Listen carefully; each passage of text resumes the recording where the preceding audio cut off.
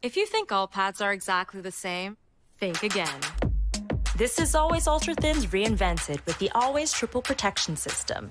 This pad wicks gushes 90% faster, absorbs even more so you can feel dry, and locks odors in. Rethink your pad for up to 100% leak-free and odor-free comfort with the totally reinvented Always Ultra Thins. This is always like never before. The Cuvée Group is a Florida-based marketing and training consulting firm. We help businesses communicate to their target audience and engage them in conversation. We also help to expand their audiences, which will ultimately result in growth for those organizations. In addition to being a certified constant contact specialist, my colleagues and I are also certified in John Maxwell Leadership Principles. We use these proven principles to conduct workshops, training, and private coaching sessions for individuals and companies looking to take things to the next level. Contact us to schedule a free consultation. Issues today, don't delay, call Cuvée.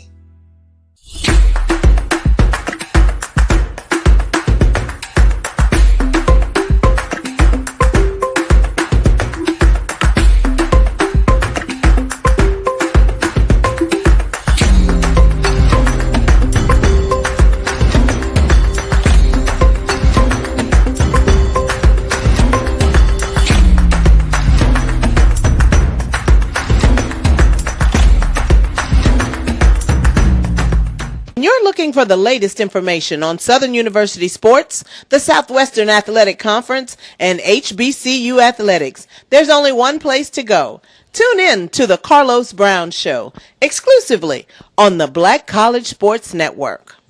T. Madden and Associates is a sophisticated and experienced law firm located in your neighborhood. We're turning injury to cash. T. Madden and Associates obtained almost $2 million for my injury. They turned my injury to cash. Now, we can't guarantee how much your injury is worth, but we've recovered millions for our clients. Call T. Madden and Associates at 833-PAID-123. That's 833-PAID-123.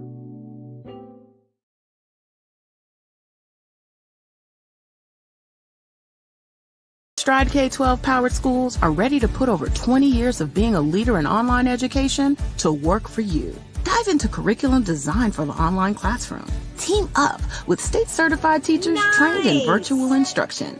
Take control of your child's education journey.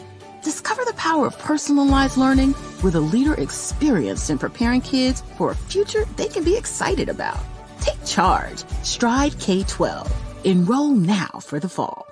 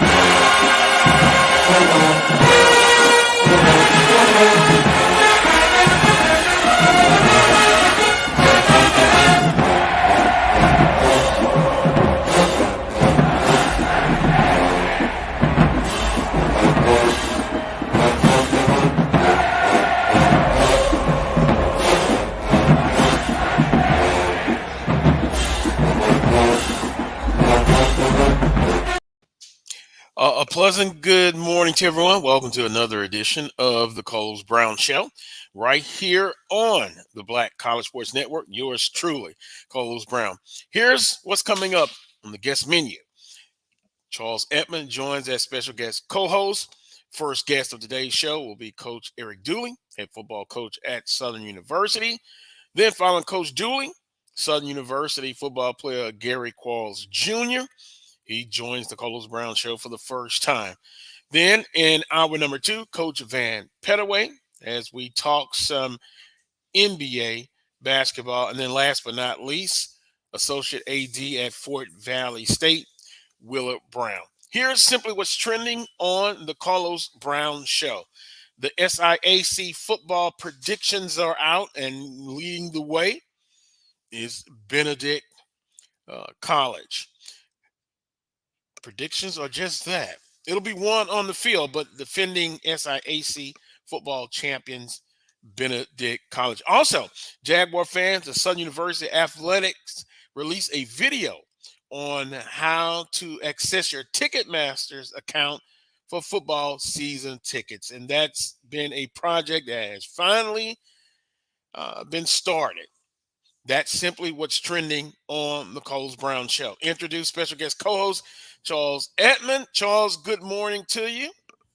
Good morning. Good morning, ladies and gentlemen. Good morning, Carlos Brown. Good morning to you. I'm feeling very good today. One day at a time. One day at a time.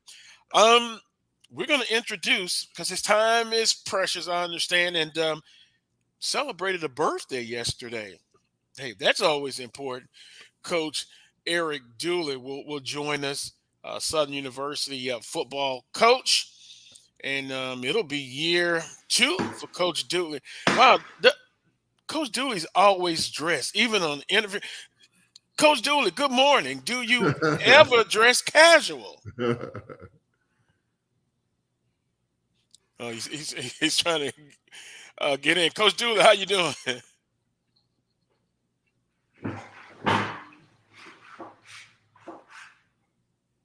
Coach, can you hear me? Good morning. Can you guys hear me? Oh, yeah. Coach Dooley, I was just saying. Can't hear you guys. Oh, uh-oh. Well, let's maybe we need to take a quick time out. You still don't hear me?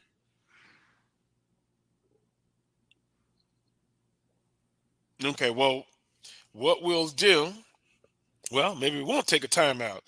But Coach Dooley, we'll get him back joining us here on the Quarles Brown Show. But you had an interesting point there, Carlos, talking about how well he's dressed. I want to talk to him about his attire for Media Day, which is coming up in 10 days. Well, I'm sure it's going to be outstanding. I know he works out and, of course, doing practice. But most of the time you see him, he's dressed down. Yeah. Really. So we're transitioning to get him on. He couldn't hear us. Producer today, Brian Fulford, will get us straight. But SWAC Media Day fast approaching. SIAC football predictions are out. No surprise. Charles, Benedict College picked to win it all, and then Albany State, also a program that's very good and will challenge. Yeah, Albany State, by the way, is coached by Quinn Gray Jr., who was a quarterbacks coach at Alcorn for a short period of time. So he got that gig, and a coach or two has left Alcorn. As a matter of fact, one of our defensive coaches left recently to join his staff. So a little bit of SWAC flavor over there in the SIAC, especially at Albany State. Albany State. Benedict, of course, Chennis Berry, former associate head coach at Southern University, now at Benedict, and then has that football program rolling, Charles. Yeah. Have him rolling. You know, we don't talk enough. I know we talk a lot about the SWAC, and we talk mainly SWAC and MEAC, but I tell you what, I watched the SIAC Media Days, and it's some pretty good talent over there. We don't talk about it a lot, and it's good football.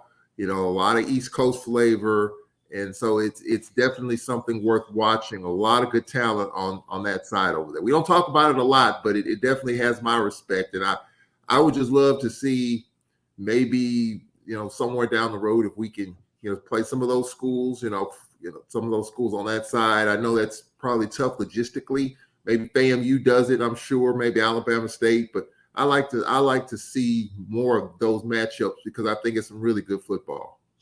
Well, and two, I think, and not speaking for the fans, but they probably would be more interested in those type of matchups when you can get them, because playing, like, for example, Lincoln University out of California, they're on several SWAC football schedules this upcoming season, and football coaches should have a input on the schedule, but it's the director of athletics that puts it together. And so I think they would love to see those type of games. What we'll do, we'll take a quick timeout. I'm not giving up. We're going to get Coach Dooley on. So we'll take a quick timeout. We'll come back. You're watching the Carlos Brown Show on the Black College Sports Network.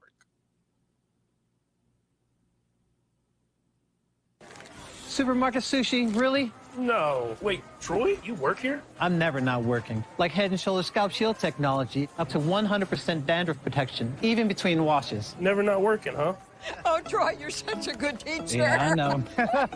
Never not working. Never not working. Never, ever not working. Are you serious? Never not working. Dandruff protection that's never not working. Head & Shoulders Scalp Shield technology. The human voice has always connected audiences with experiences. Major brands all across America have trusted Kever's voice time and time again. Conversational, powerhouse, intelligent, and sincere. That's the voice you need for your creative marketing process. KEAVERSVOICE.com. Kever's Voice, Kever's Voice, KeversVoice.com. Always on, all the time.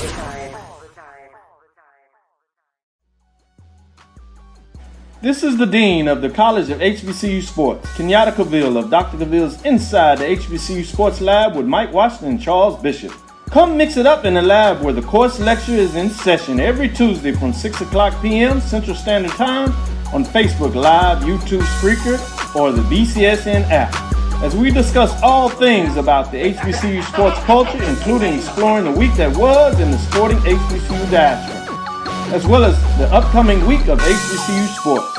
With me, the Dean, the College of HBCU Sports, on Dr. Cavill's Inside the HBCU Sports Lab with Mike Washington and Charles Bishop. Course lecture dismissed. At Hampton Law, our primary goal is to provide non-traditional yet effective solutions and redefine the approach to client legal concerns. As your trusted legal advisor, we believe in sophisticated, personalized services that eliminate the confusion and complexity sometimes associated with legal matters. Our high standard for client care and concern, coupled with our extensive legal knowledge and skills, make Hampton Law a resource focused on the protection of the client's interest and overall goals. We value our clients and truly enjoy working with them. Visit thamptonlaw.com to conveniently schedule an appointment online. Tamika Hampton Esquire, 1631 Rock Springs Road, Suite 336, Apopka, Florida, 407-494-1471. thamptonlaw.com. Majesty is a premium health and wellness tea line focused on bringing delicious yet healthy tea blends to the community. Filled with an abundance of vitamins and antioxidants, we work to blend teas with exotic spices and fruits to produce scrumptious and wholesome beverages. So check us out at mymajesties.com. That's MyMajesties.com. My Majesties, an Urban Passport member.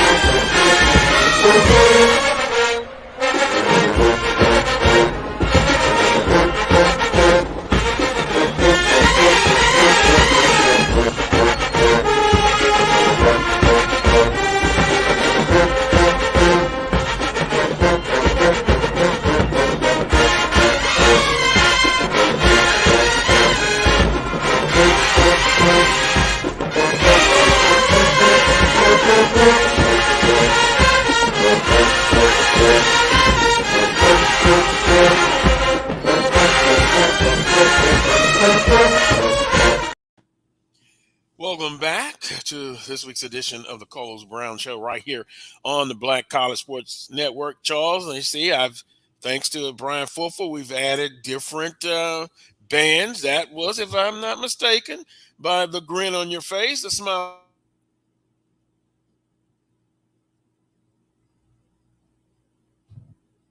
To be objective, but I just seriously just believe that the Human Jukebox is number one. But we've added some other bands.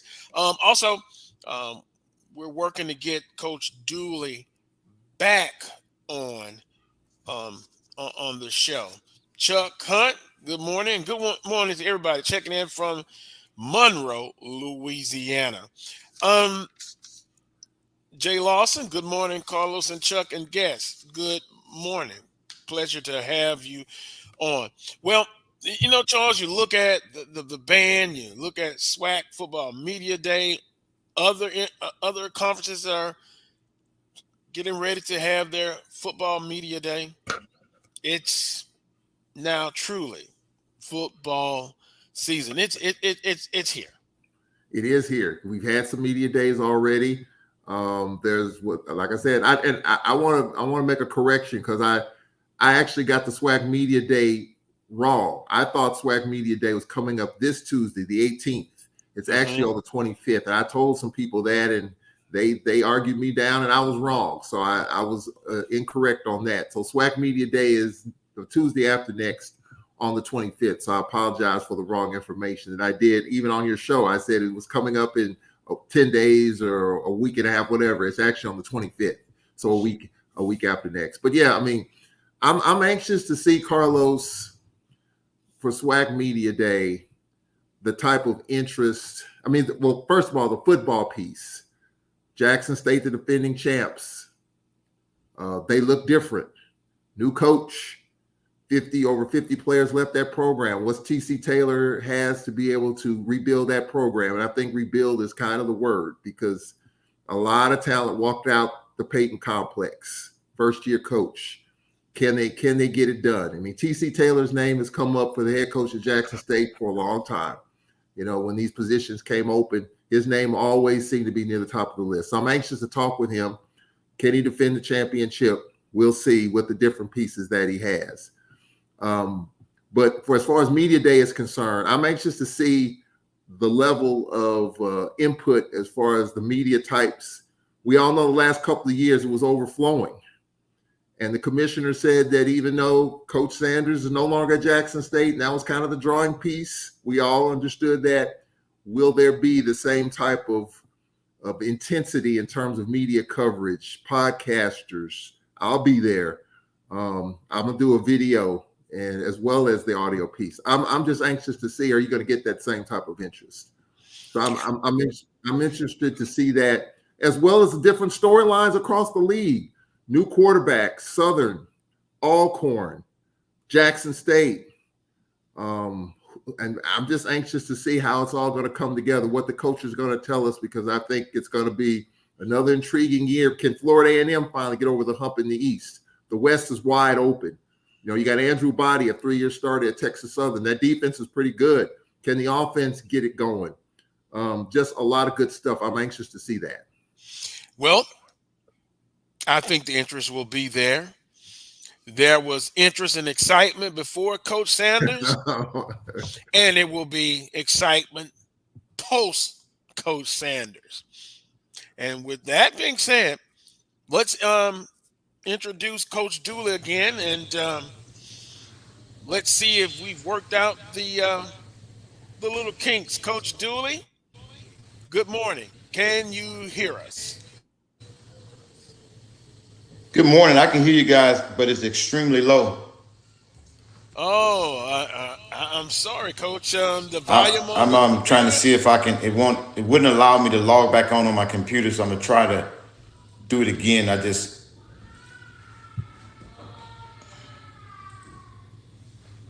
But I can hear you guys. All righty. Well, we appreciate the time. I know you're busy. Earlier, I said that Coach Dooley, is there a time that you never are just dressed down to the T? And we also talked about happy birthday to you. You celebrated your birthday yesterday. Appreciate it. Thank you, guys. I apologize for the phone. I definitely like using my computer, but I'm trying to see if I can get it to log on. It wouldn't log on my computer, so I just went with the next best thing, opposed to holding you guys up.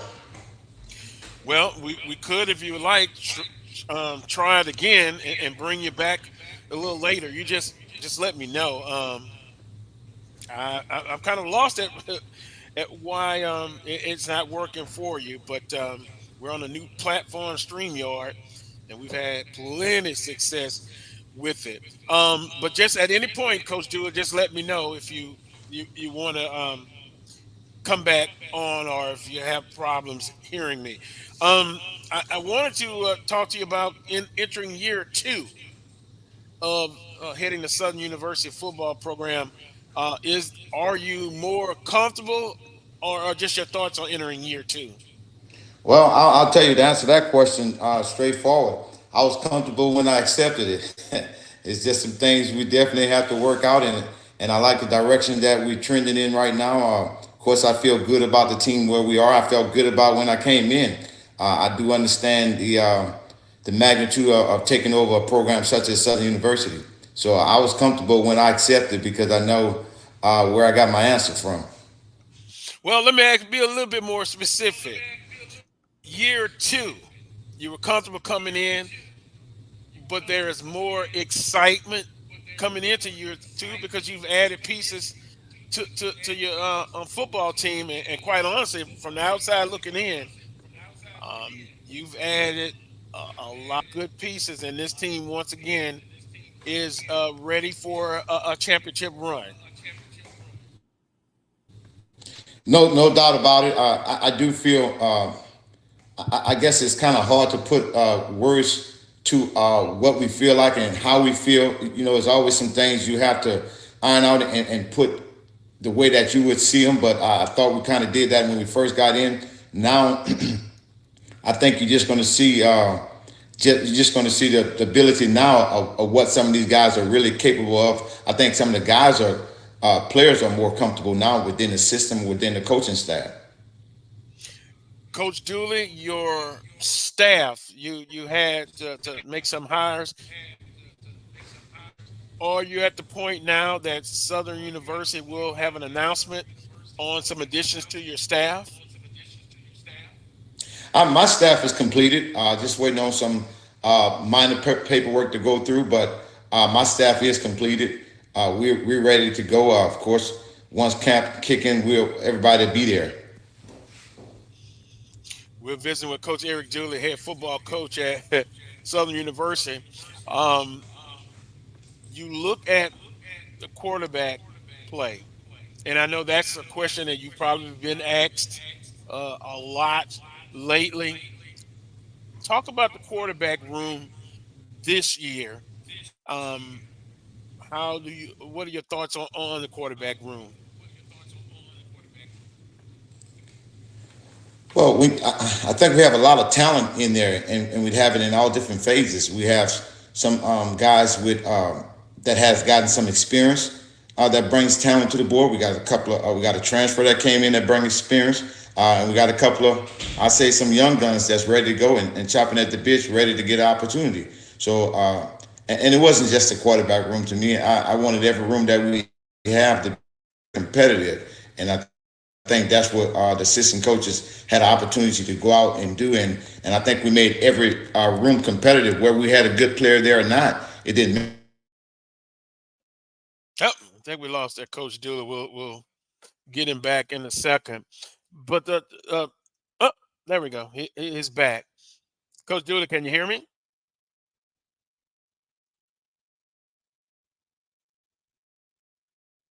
Okay, I tell you what, Coach Dooley, log out, try log back in. Um, Charles, he was talking about the quarterback room, and he seems to feel like, and he made the statement that not only just the quarterback room, but also when you're looking at other rooms to improve. But that quarterback room, just in my opinion, it's a lot more talent there this year overall. Yeah, I mean, especially when you have a guy like Willie Totten leading the way as a quarterbacks coach that kind of knows the position and knows what that looks like. I mean, you've got a lot of talent there, as he mentioned. You've got some experience in the conference with Bowden. You've got Blood, and obviously the kid we talked to last week that the UAB transfer that has some FBS experience. Well, but for me, Carlos, I think because you're still trying to figure out the quarterback position. I think this is a case for a number of our teams. Let's talk about Southern, obviously. The defense last year, and I just remember the Bayou Classic, how Southern's defense just turned it on and created turnovers and created opportunities. I think Southern's defense, to me, is going to have to be the one that's going to have to really get kind of set it up for their offense as they try to figure out that quarterback situation and the continuity, as our own Jamie Walker said last year, the continuity in that position, how the defense is going to step up. That's what I was going to ask Eric Dooley about. We all know about the quarterback room, but what about the defense and how that is locked and stocked? That's kind of what I'm interested in, get his thoughts on the defense, because I do think that for a number of our teams, I think Alcorn too, with Tyler Macon at quarterback and trying to work through that, our defense played well last year towards the end. Southern's defense played well, especially in the Bayou Classic. The SWAC championship game was obviously another story, but I thought Southern's defense really stepped up. So I'm anxious to get his thoughts on that when he comes back on, how his defense is looking. But I think the quarterback, quality and quantity, he's got a lot of that. It's just a matter of working through it. Whichever one leads the way going into that first game against Bama State, I think that's the one that'll go with, and there's a lot of good options there. Well, and you look at that defense, top 3 in the conference last year, in the top 5 in FCS as far as forcing turnovers. And so just on paper, the additions that they've added, particularly across the defensive line, if they were pretty good last year and the pieces that they've added this year, I think the defense will be in the top 5. Again, just my prediction. You look at Kelby Givens, played as a freshman last year at defensive end, but he played inside as well, now at defensive end. Joshua Donald, another young player in Jaguar Nation. If you remember, number 98, he played well in the LSU game. Had a sack, tackle for losses. Then you added Zachary Christian from Liberty, Jelani Davis from JUCO and Jackson State, Rasheed Lyles, who transferred in from Louisiana Tech. They've added the pieces. Then, of course, at linebacker, you got Jalen Campbell, Derek Williams, then Mike Jones, who we interviewed on this show. Then on the back end, of course, you got Christian Davis, who we interviewed on this show, Rodney Johnson back. You got Jordan Carter from Bowie State, who played last year. And then also you got Demetrius Marcel, who by all accounts on paper, this guy was All-American at Bowie State, Division II All-American. So the injury bug got him. So defense, in my opinion, they did well, and they've added pieces. I guess a quarterback room is always going to get most of the conversation, but offensive linemen this past week, we looked at Kyrie Wade, who got a 6-year of eligibility, transferred in from Grambling State, was a starter, and went down with an injury. So he's back. So offensive line, again, as I stated on the show this past Monday at Golden Boot, the pieces, in just my humble opinion, pieces are there to make another run.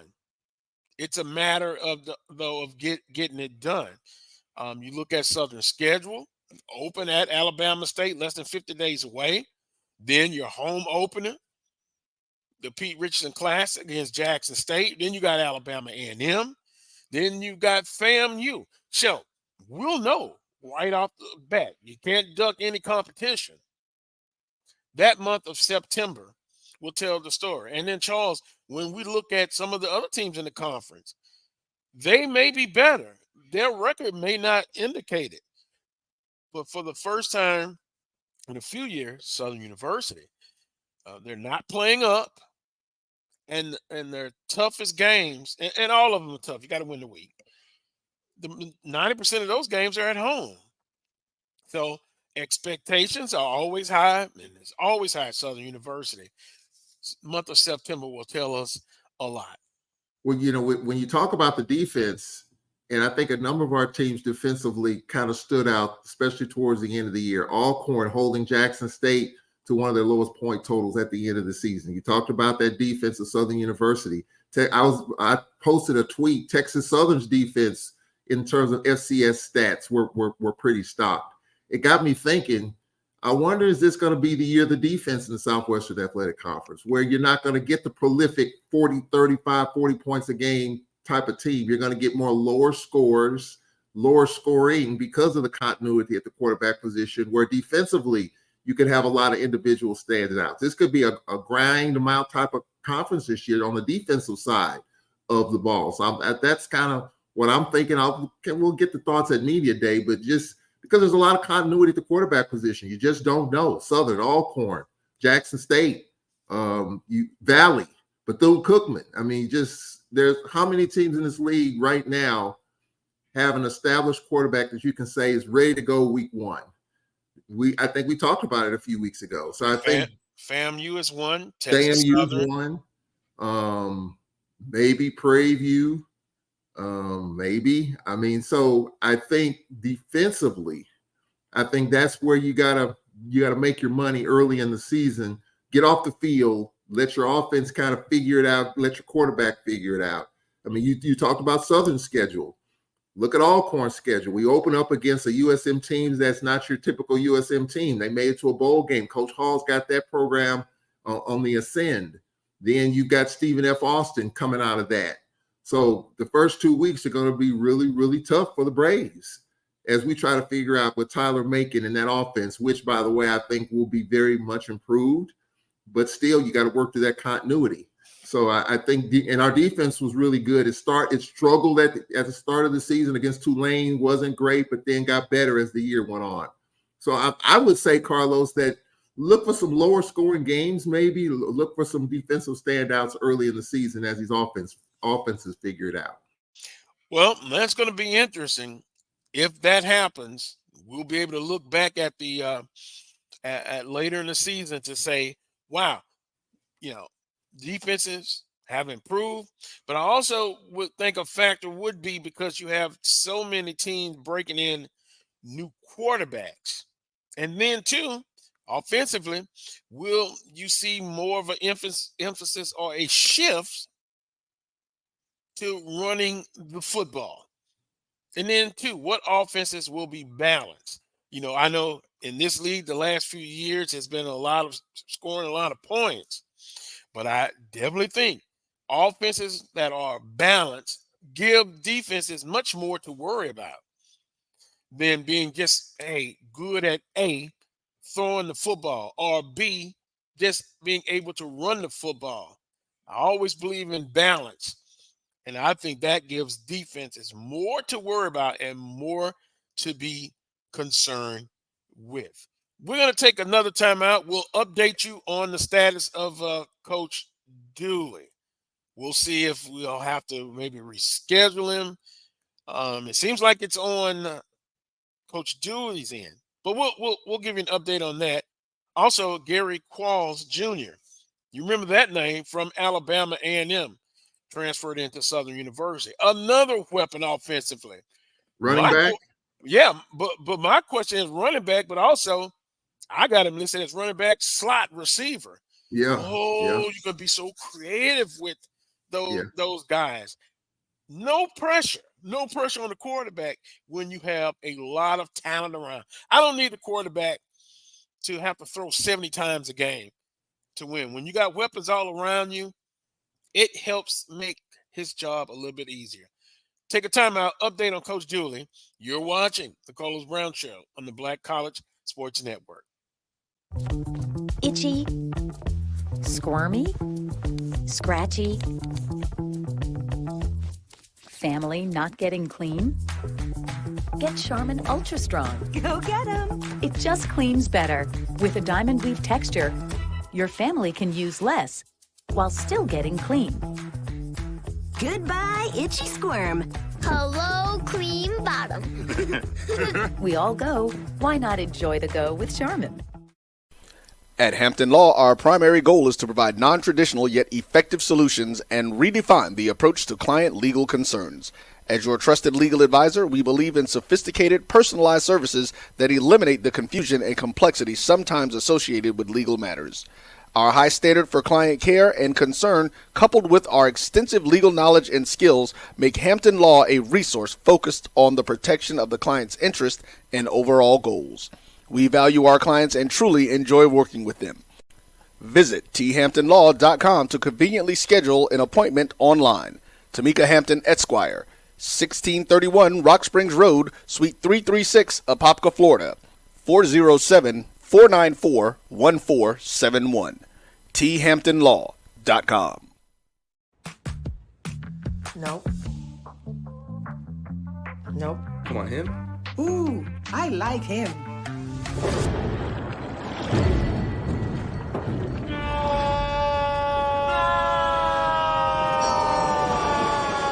Quick, the quicker picker-upper. Bounty picks up messes quicker, and each sheet is 2 times more absorbent, so you can use less. He's an 8. He's a 9. Bounty, the quicker picker-upper. From novice to aficionado, find yourself here. High quality cigars plus personal customer service. Slow Burn is Waco's only mobile cigar lounge, featuring a meticulous, curated collection of premium cigars. Visit our website, www.slowburnwaco.com. That's www.slowburnwaco.com. Stride K-12 powered schools are ready to put over 20 years of being a leader in online education to work for you. Dive into curriculum design for the online classroom. Team up with state-certified teachers trained in virtual instruction. Take control of your child's education journey. Discover the power of personalized learning with a leader experienced in preparing kids for a future they can be excited about. Take charge. Stride K-12. Enroll now for the fall.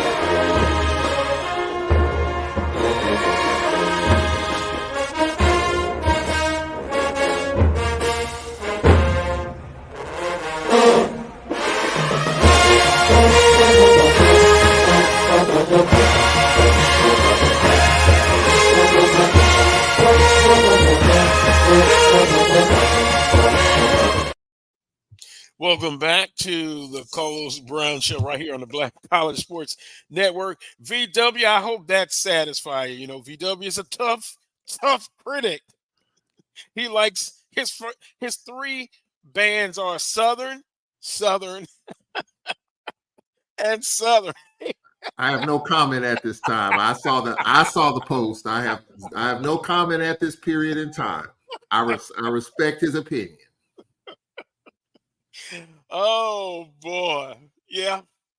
Well, I'm going to add the different bands in for as the music to the show. So with that being said, update on Coach Dooley, still a technical issue. We're going to decide whether to maybe try to reschedule him. We're going to push Gary Quarles Jr. back to about 11:45, so in 5 minutes. We'll also add Coach Pettaway on during that time because Gary Quarles Jr., you know him being a running back at Alabama A&M. So you see how we'll tie it all in. Charles, you were talking about in the earlier segment, quarterbacks. And again, good morning to everyone in the chat room. There's some very interesting discussions going on.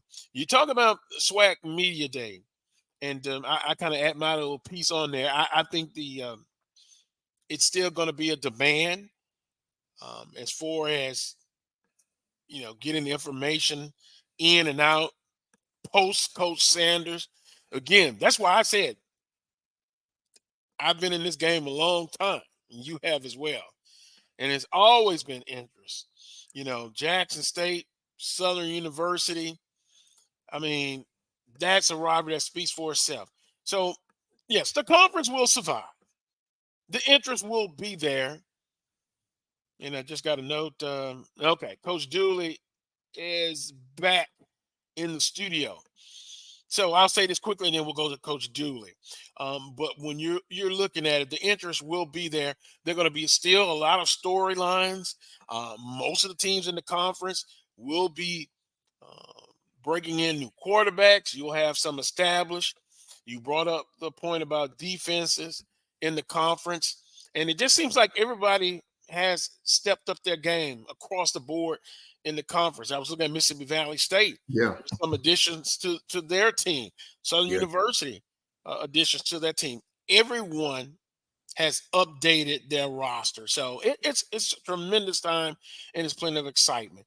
Let's reintroduce Coach Eric Dooley here on the show. Coach Dooley, welcome back. Is it better? Good morning. Yes, sir. I can hear you guys loud and clear. I apologize. No, that's all right, Coach Dooley. See, you have some adversity. You got to work through it. Yeah, I believe in sudden change. You got to have a sudden change to be ready to go. That's right. Well, I want to say again, we'll start back over. You enjoyed a birthday yesterday, and that's always a great thing. Happy birthday. Let me ask you this.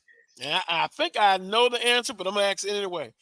How was the day? Was it eventful? Did you enjoy it?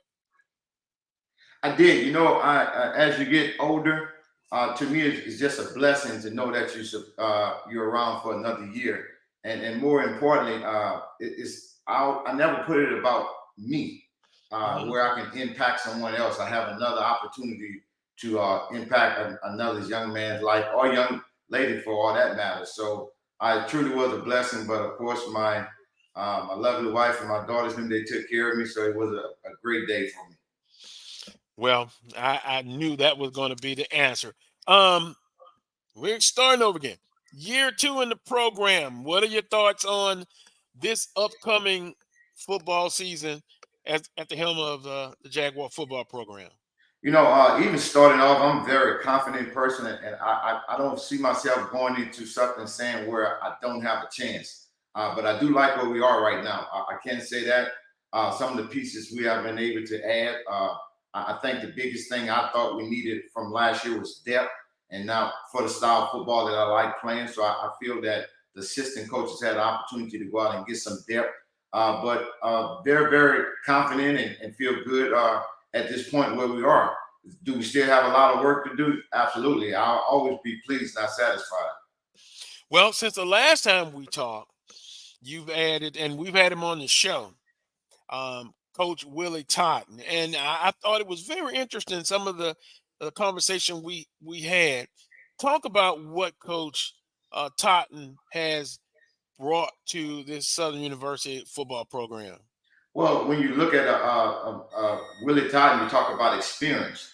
You talk about knowledge of football, but then more importantly, you talk about knowledge of the conference, experience within the conference, being a player, former player, being a coach in this conference. I think that brings a lot of value. And then just understanding that position, because he played that position that he's coaching at a high level. How important, Coach Dooley? Because I know you can't have egos, and I know my ego sometimes gets me in trouble. But that experience in the conference you talked about, can you just relay something to him that maybe the fans won't understand with Coach Totten being in this conference and playing the position, now coaching? Because he stated when he came on, he coaches the room, but it's not per se the individual, it's a position.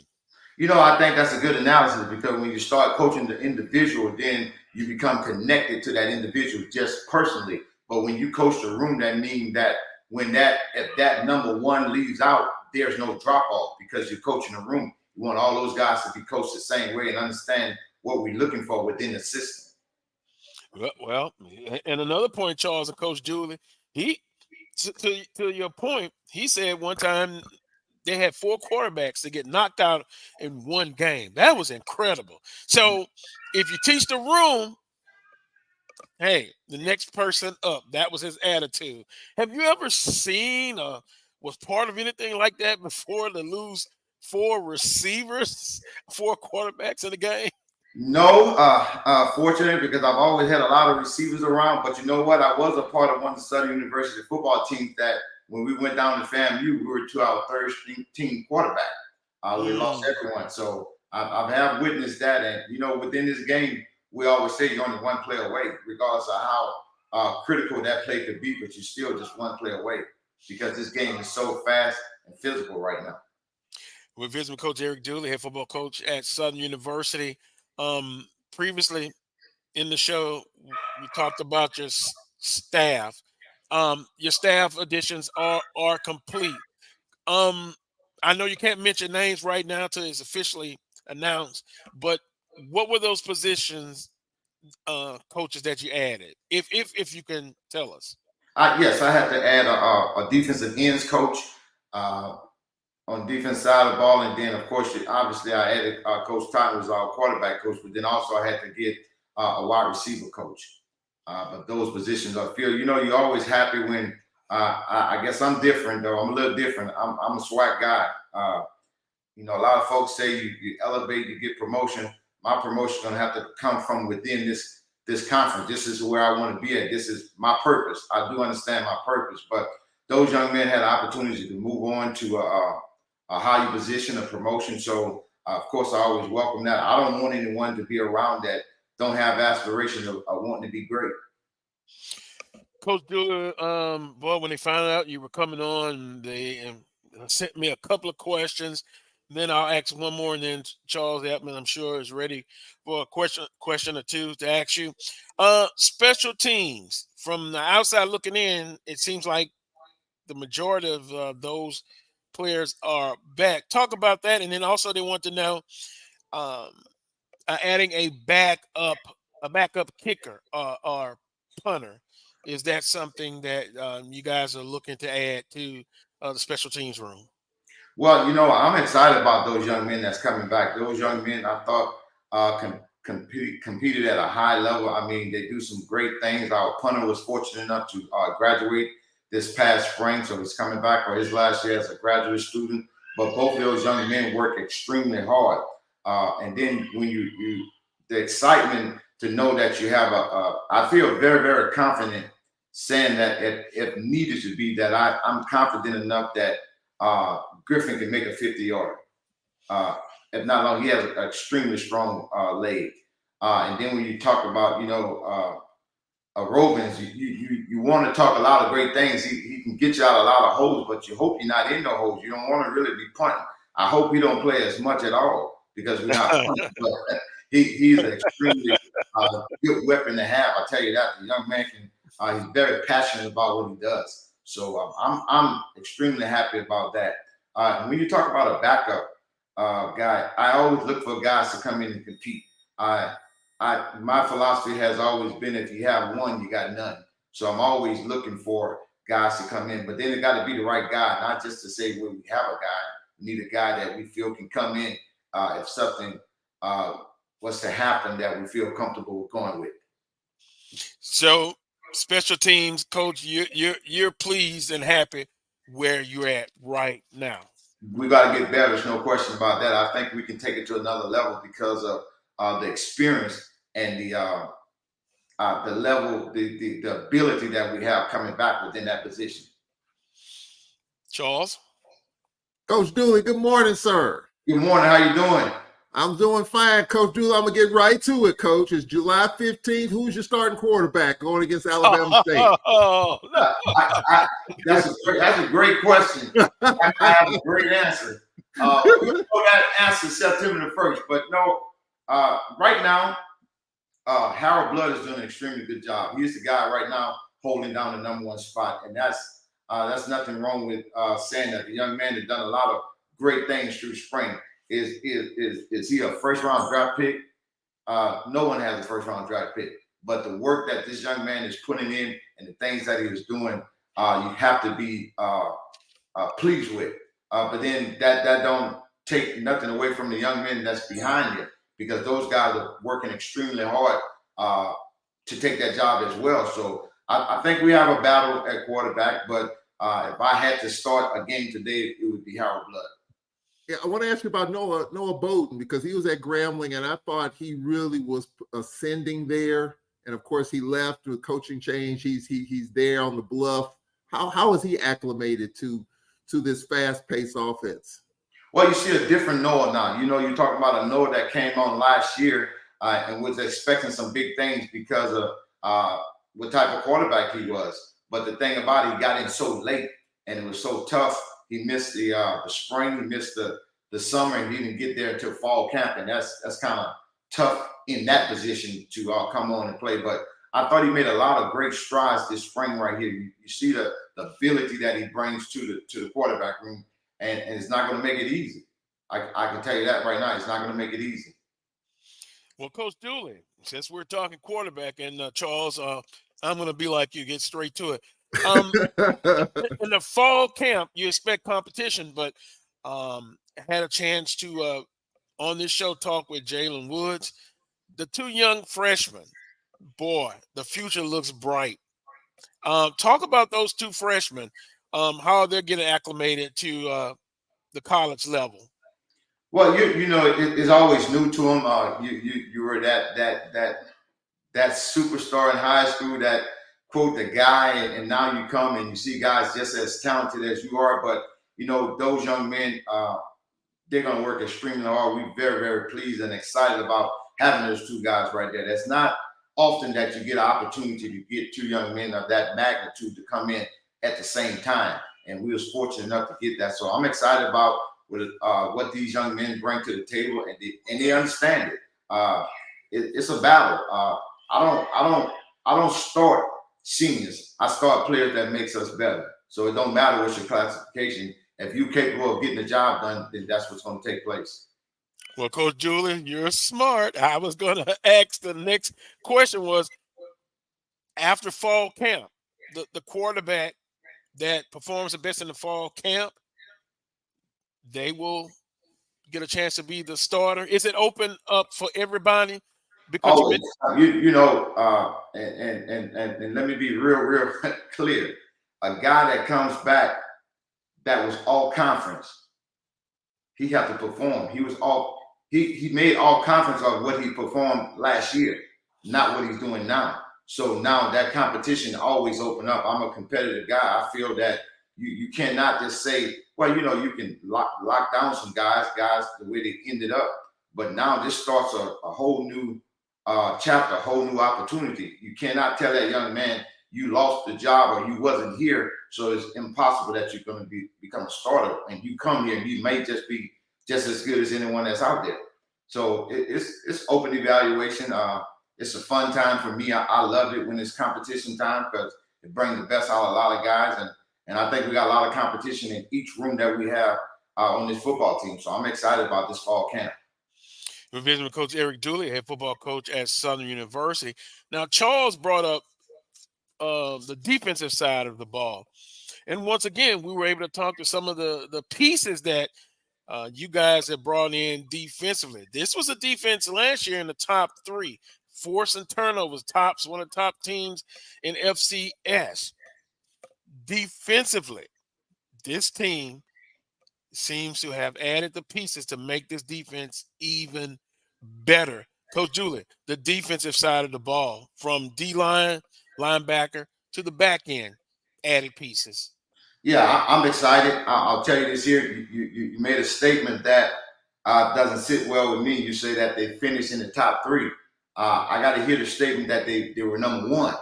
That means so we still got some work to do. We got a lot of work to do to become that team, the unit that we want to become. But I do think we added the pieces that give us that opportunity. And I'm very, very excited about what Coach Miller is doing with the defense. I think the guys understand the defense a whole lot better. I think you're going to see a better defense this year. And I can say you're going to see a faster defense this year as well.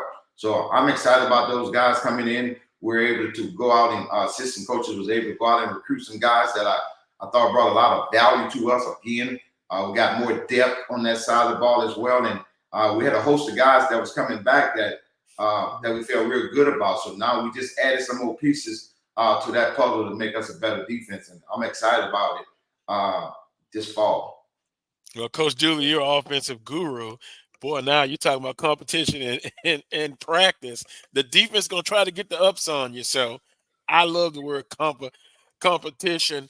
Back to the offensive line. We had a couple of questions about the offensive line.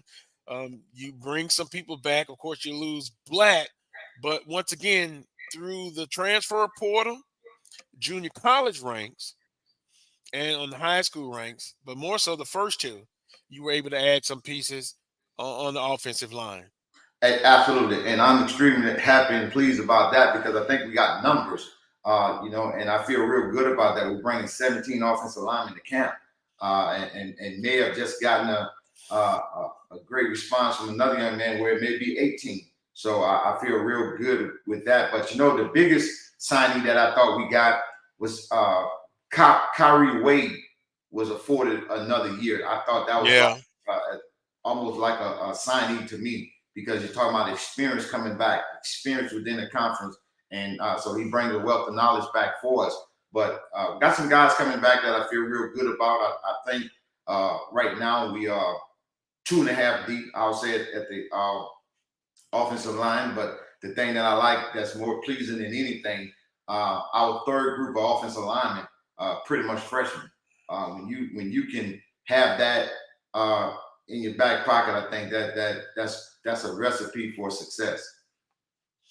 Charles, one question. We got time for one question for you, and then I'll wrap it up. I think I've asked enough questions for Coach Dooley.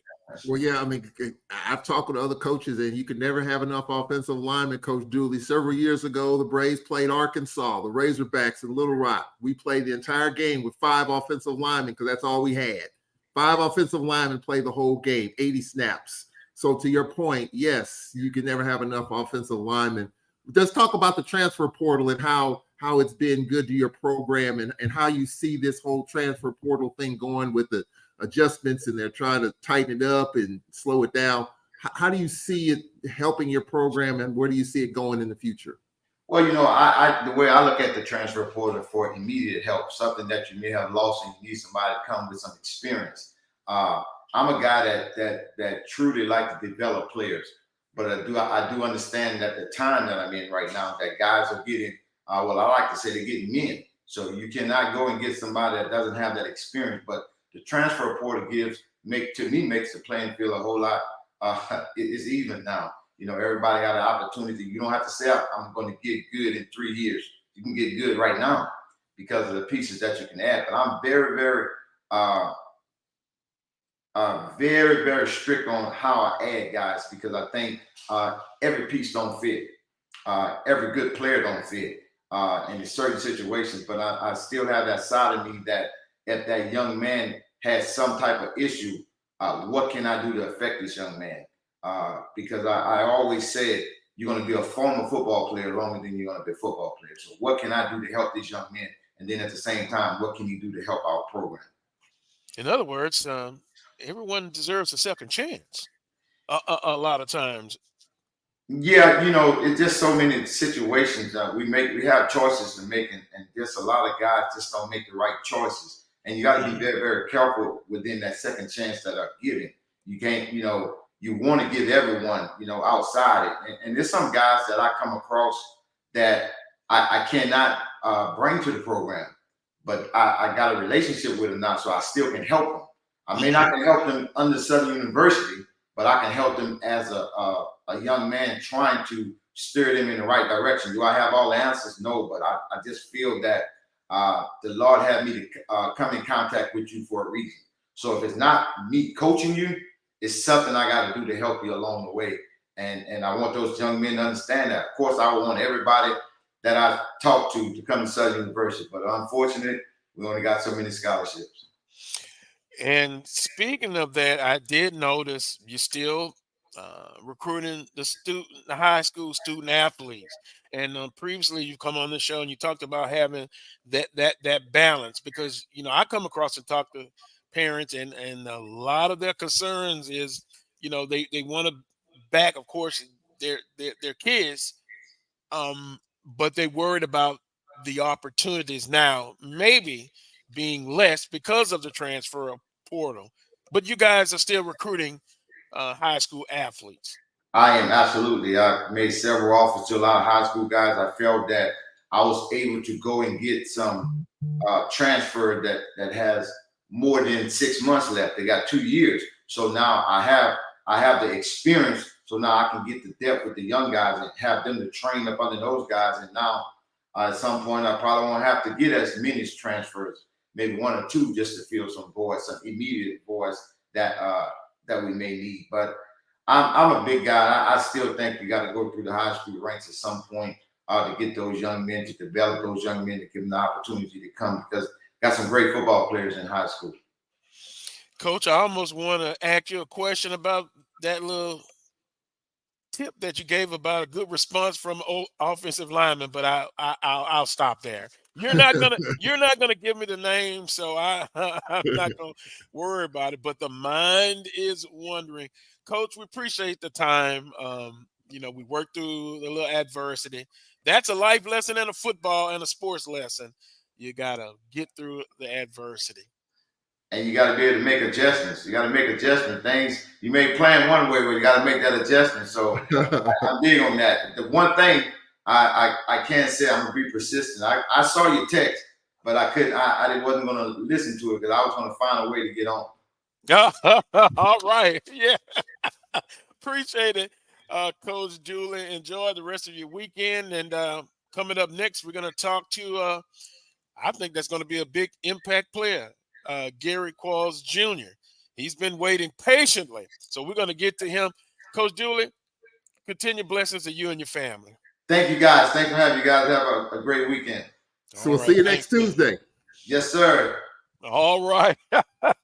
That was Coach Dooley. Now, I won't even take the time out right here because, we're kind of behind, but we appreciate Coach Dooley staying persistent and coming on.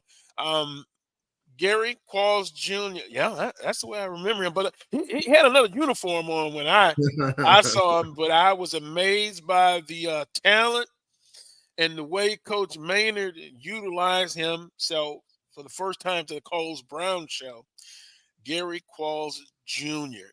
Good afternoon, sir. Appreciate the patience. But your coach, we had to get him on. We had to get him on. Oh, it's fine. It's fine. It's fine. How y'all doing? I'm doing fine. I'm Carlos Brown. Of course, that other guy, Charles Edmond with the swag shirt. I don't know if you know him, but he's a Grambling graduate, and he calls the games for Alcorn State. Oh, man. He said it just as dry and as dead as you can possibly say it. But hey, he's good with me though. I remember him in an Alabama A&M uniform and just being utilized, that Swiss Army knife. Hey, that's going to be something in that Jaguar uniform. Yes, well, sir. Yes, Gary. Let's get right into it. Interesting journey. No stranger to the conference, but talk about your journey to Southern University. You've had a couple of stops, but interesting that you ended up at Southern University. Everything's been pretty good. I really felt like it was my time to come back to the SWAC conference. Like it felt like it was like a God calling, as in I still had work to do here back in the conference, and most of my goal was to come back to the conference and win another championship. Now, what attracted you to Southern? Was it Coach Dooley, the style of play, your knowledge and experience with Southern University? And did you say, hey, I can really help Southern University, and then the fit seems to be what I'm looking for? Really in all areas. Starting out with the culture. The culture is here is amazing. Like the fan base, the athletic director, everyone. It's great here. Like even being around the players, like having a championship mindset. We got to the championship last year.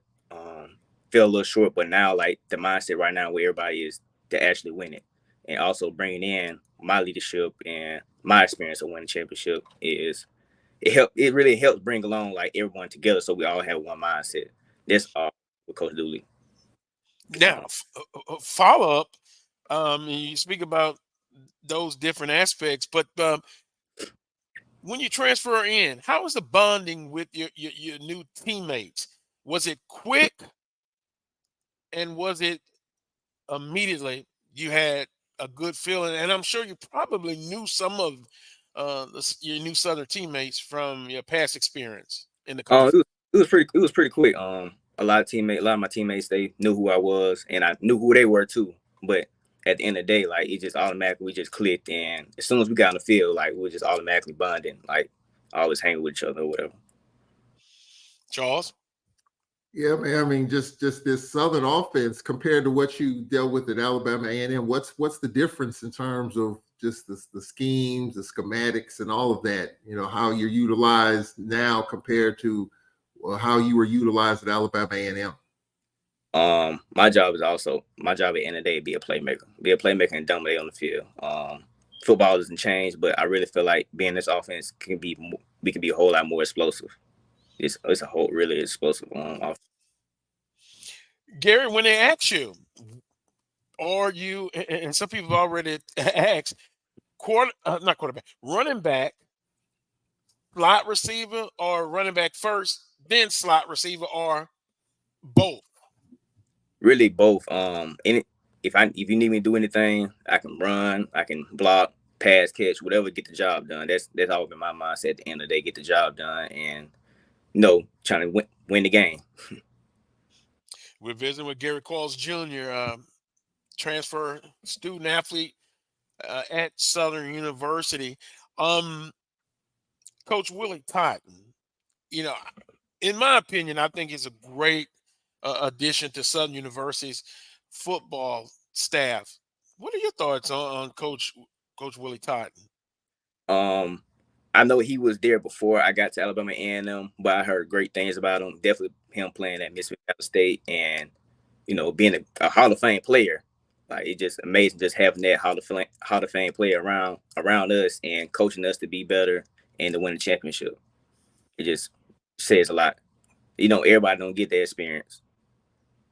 What would be and you kind of alluded to it earlier, but and I always ask players when they come on, your strengths, and then we'll come back with a follow-up question as far as what you think you have to work on or improve on. But your strength as far as what you bring to the football team. My strengths to bring the football teams leadership and also like just knowing the game, just having the experience of being on the field. It just football, like I said, football is gonna be always football, but like always having a step ahead of my opponent, like watching film, putting extra work in that such a nature, and just being an all around player, like catching the ball, running the ball, and blocking. As we see here, I think this was a kickoff return. And I believe this was on the NFL Network against Morehouse College, which you had a very outstanding game here taking it off as a running back. Great moves, and you know what? You run very physical, in my humble opinion, and at the point of attack. Yes, sir. Yes, sir. I always taught you're gonna either be the hammer or the nail. So I'd rather be the hammer. Oh, we see that. That's a great move there. And if I remember that game, it was an outstanding game. And here we are on a handoff, boom, touchdown. I mean, I'll just be honest. And as I look in the chat room, I think that's just another weapon that now you can utilize here at Southern University. And the running back room, I'm sure you've met the other guys that are are Yes. in there as well. Kobe, Dylan, Sims, Kendrick Rhymes. Boy, you got to be excited if you're a Southern fan. Yeah, so it's exciting. I mean, we all come in every day, compete. I mean, we all got a good bond with each other. Anyone step on the field, like pick your poison. We all can do all the same things. All can make an impact on the field.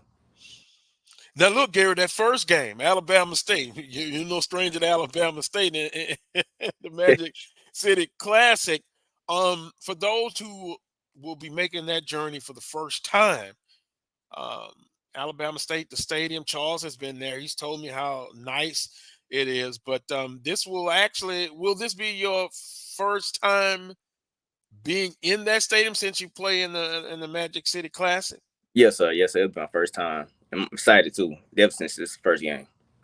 Yeah, yeah. I mean, less than 50 days away, and you guys, I'm sure, have peeked at the schedule. Then one of the biggest rivalries in Southern's football uh, history. Then Jackson State game 2. But then I got to ask you this: Alabama A&M comes to A.W. Mumford Stadium in the month of September. I know you're gonna feel a special way about that one. Not really, because I'm gonna take every game one game at a time. Once we get to Alabama and once we get to Jackson State, that's when I really have my focus on. But right now, my focus on Alabama State because we're really taking one game at a time to get to where we need to be at. Well, Gary, that means you're gonna sleep. Wait a minute, Gary. Alabama A&M coming in. I understand what you're saying. One game at a time, win the week. But Gary, that when that time comes, I know you're gonna be ready. Yeah, yes, sir. Most definitely. Yes. Charles, go ahead. Fire our last couple of questions there. Yeah, what we looked at some of the highlights. Obviously, playing with Glass. What did you learn about just playing with him and just how that experience there improved you as a student athlete, and as a football player as you transitioned to Southern University? Because those were great times. I mean, we talk about some of the great quarterbacks in this conference. Glasses was one of them. You all won that championship in the spring. Talk about that whole experience at Alabama A&M and what you learned from that you carried to Baton Rouge. Learning from McQuill was just being a general on the field and just being detailed. Like everything was McQuill was being detailed. Let's come to running routes, picking up blitzes, or reading the defense and all. Like learning from Alabama A&M was just compete every day, no matter what's going on. Just compete, because you never know. You can go from a 1 to a 2. You can go from 2 to a 3, or you just really one play away from being in the game. So just always be ready, and just definitely being behind Jordan Bentley and Trayvon Walters, sitting behind those guys, learn behind those guys, and just really waiting my turn. I know, like my freshman year, I was really, the freshman, you were really eager to play, you really want to play or whatever, but I really had to sit back and actually watch and learn from those guys and see what it really takes to be dominant in this conference, because both of them were dominant in this conference. Definitely Jordan Bentley and Trayvon Walters. Yeah, I was going to say, Carlos, now, Alabama A&M was in the East when we were in the East. Jordan Bentley was a beast. He was an absolute beast at Alabama A&M. Probably one of the most underrated backs during that time in the Southwestern Athletic Conference. Jordan Bentley was a handful. And so, I mean, hats off to him. So, I mean, I just want to throw that out there. We talked about Glass and Quarles, but Jordan Bentley, don't want to forget him if you just want to go back in the past. Boy, and Bentley, I got a chance to meet him and his parents at SWAC Football Media Day. Two quick questions. One, I'll take Gary from the chat room. Let's see. Can you ask Mr. Quarles if he expects to be used as a kick returner this season? Whatever they need me to be, kick returner, punt returner, I'm there. I have experience at kick returner. Was very successful as a kick returner, so I'm really looking forward to the season. And next question, Brian Fulper says, "How many years of eligibility will you have?" This is my last season, so most definitely this is gonna be a great season. Well, with that being said, we appreciate you choosing Southern University.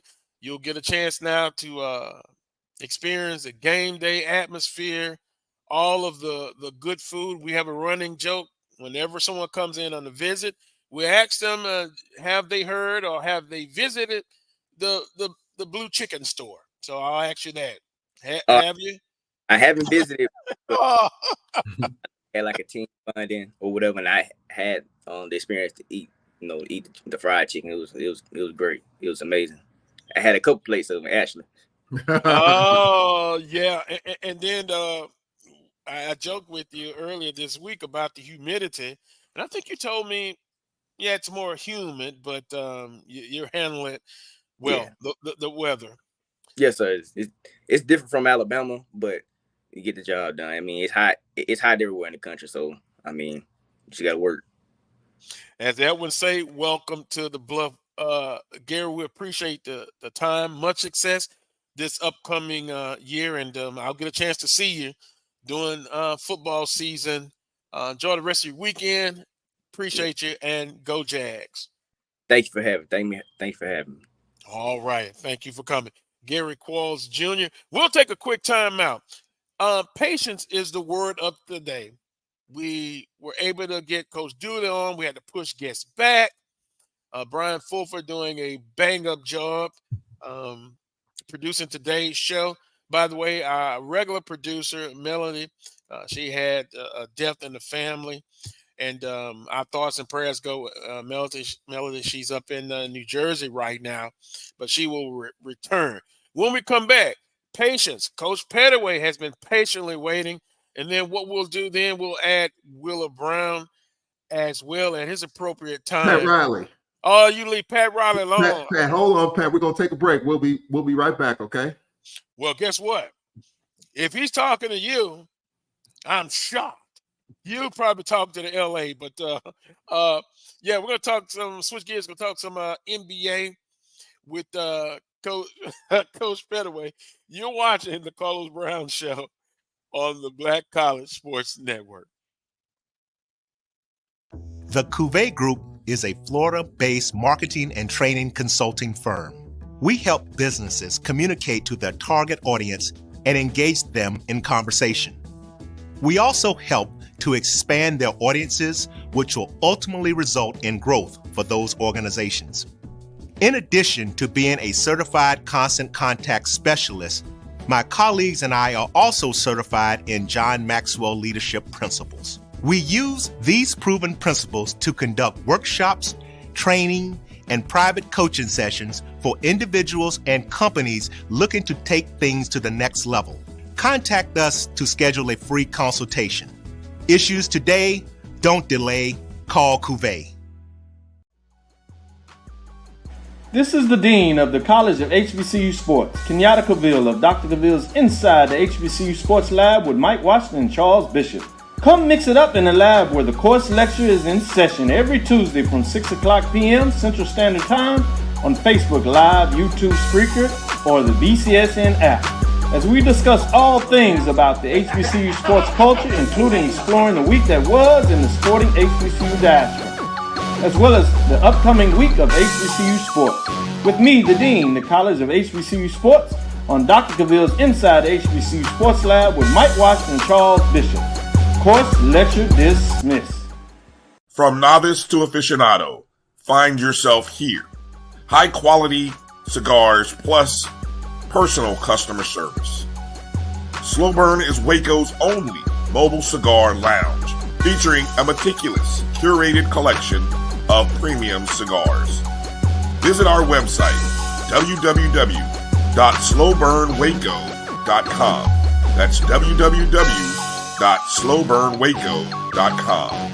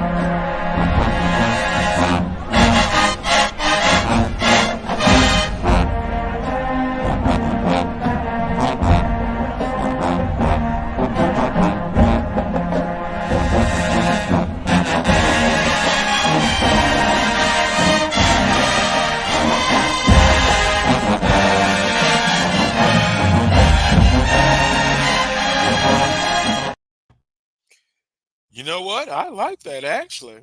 I Love do. Train by Confunction. I do. That's FAMU Marching 100. Although they say Marching 100, my God, they have 400 band members. I guess originally they must have started with 100 members. Right, Brian Fulford? Good afternoon, Coach Pettaway. And good afternoon. Yeah, okay. Pat Riley says he enjoys Coach Pettaway, but Charles is a smarty pants. Charles, you broke me up, man. I was all composed until you called Pat. And when you called Pat, I lost it, man. I lost it. Hey, Pat. Because look, Charles, Miami needs some help right now. Yep. They need some help right now. So they better hope that they can bring in Damian. Else, our buddy's he's gonna be sad next year, man. Well, unfortunately, they lost too many pieces.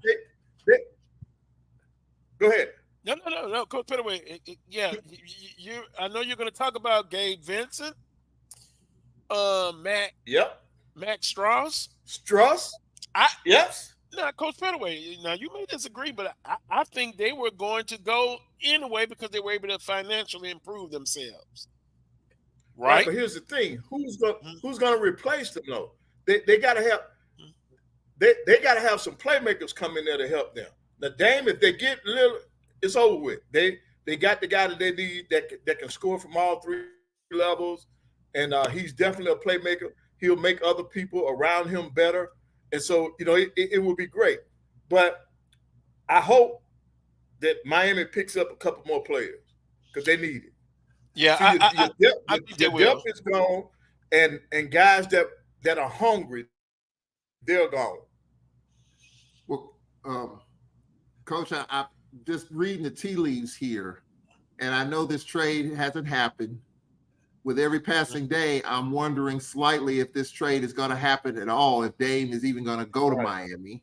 It is. That's true. I hope it does, but it's just from afar, you're just wondering what is going on. I mean, who's to blame? Who dropped the ball on this? Was it Portland? Was it Miami in terms of gutting and creating the salary space? Maybe some players at Portland. I'm just trying to figure out why this trade has not happened at this point. Because as a fan, my guess was that it was this. I think that Jimmy Butler and Dame hoped this trade would go off during Summer League and they would both show up in Vegas taking selfies and showing off on social media, being the darlings of Las Vegas. It didn't happen. And I know Dame is disappointed it's not happened as of yet. We haven't heard from Jimmy Butler, but I guarantee you Jimmy Butler is antsy right now. What has caused this delay at this point to where this thing is not? Because this thing could drag out. I mean, it sounds like it's not going to happen anytime soon. Portland is saying, hey, their GM said, hey, I made a mistake and I let Dame down and not getting him out of here sooner. But that being said, it's still about the team. And so who went sideways? Is there any one blame to go around on this thing? No, I don't think so. I'm going to tell you what I think the problem is. The salary cap. I think it's difficult for them to work that contract into. I mean, they can't do it by themselves, so they need other people to make it work.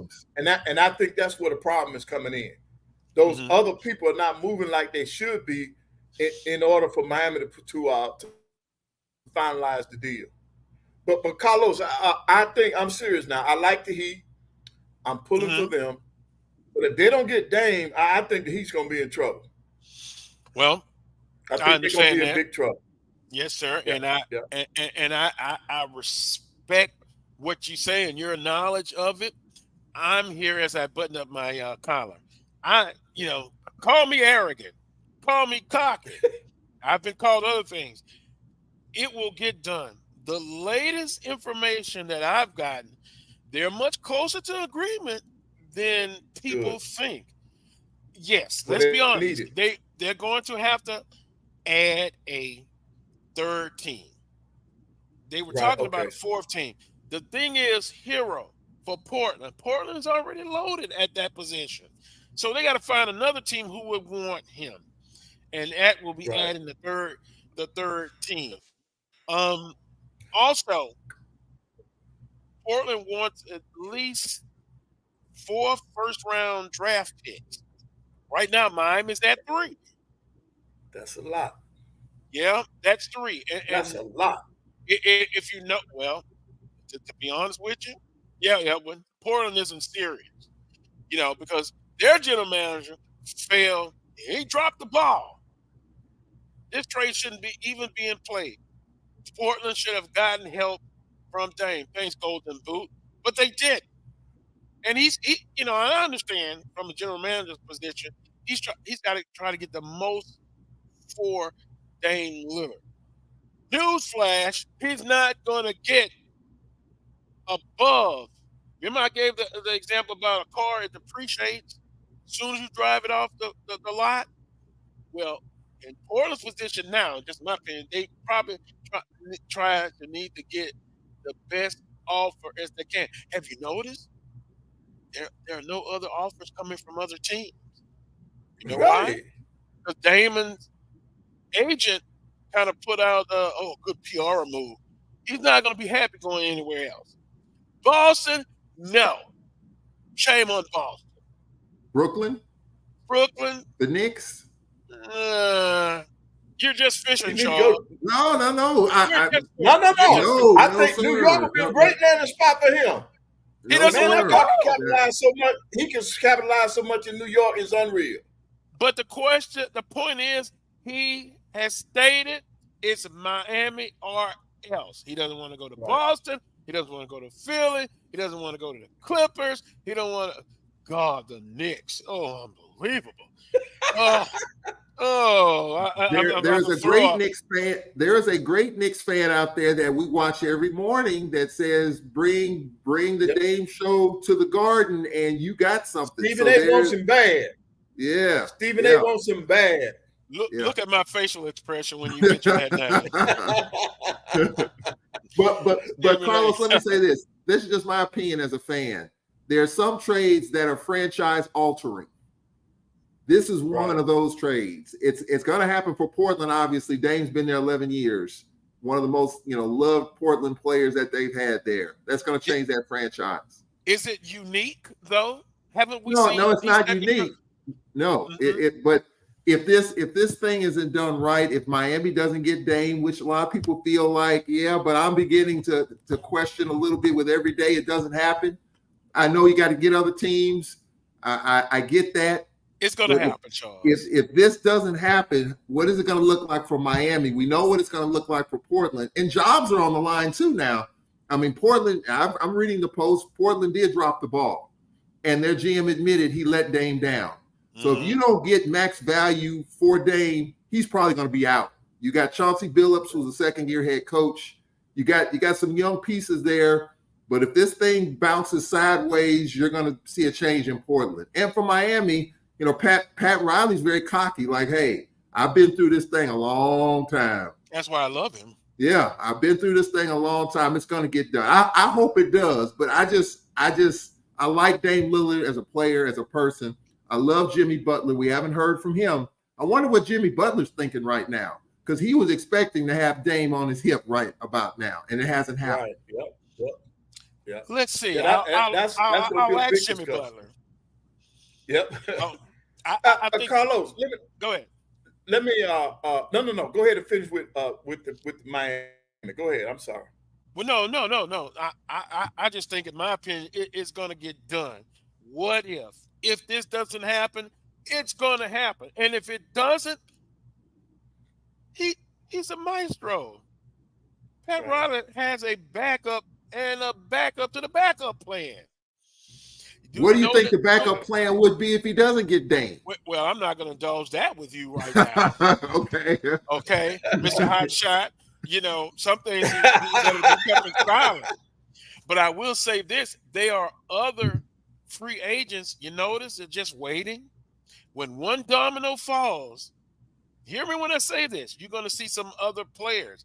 Oh, and by the way, Bryant, the center, man, I didn't know he was that big. Coach Pettaway. Yeah. I saw him in Bam in Vegas, and my goodness, that's a big pickup. And then Josh Richardson back. You know, Yep. when this plan goes through, and again, it's going through, you're gonna see the Ducks line up in a row. Now, will Miami be the number one team coming out of the East? I still say Milwaukee's going to be pretty darn good.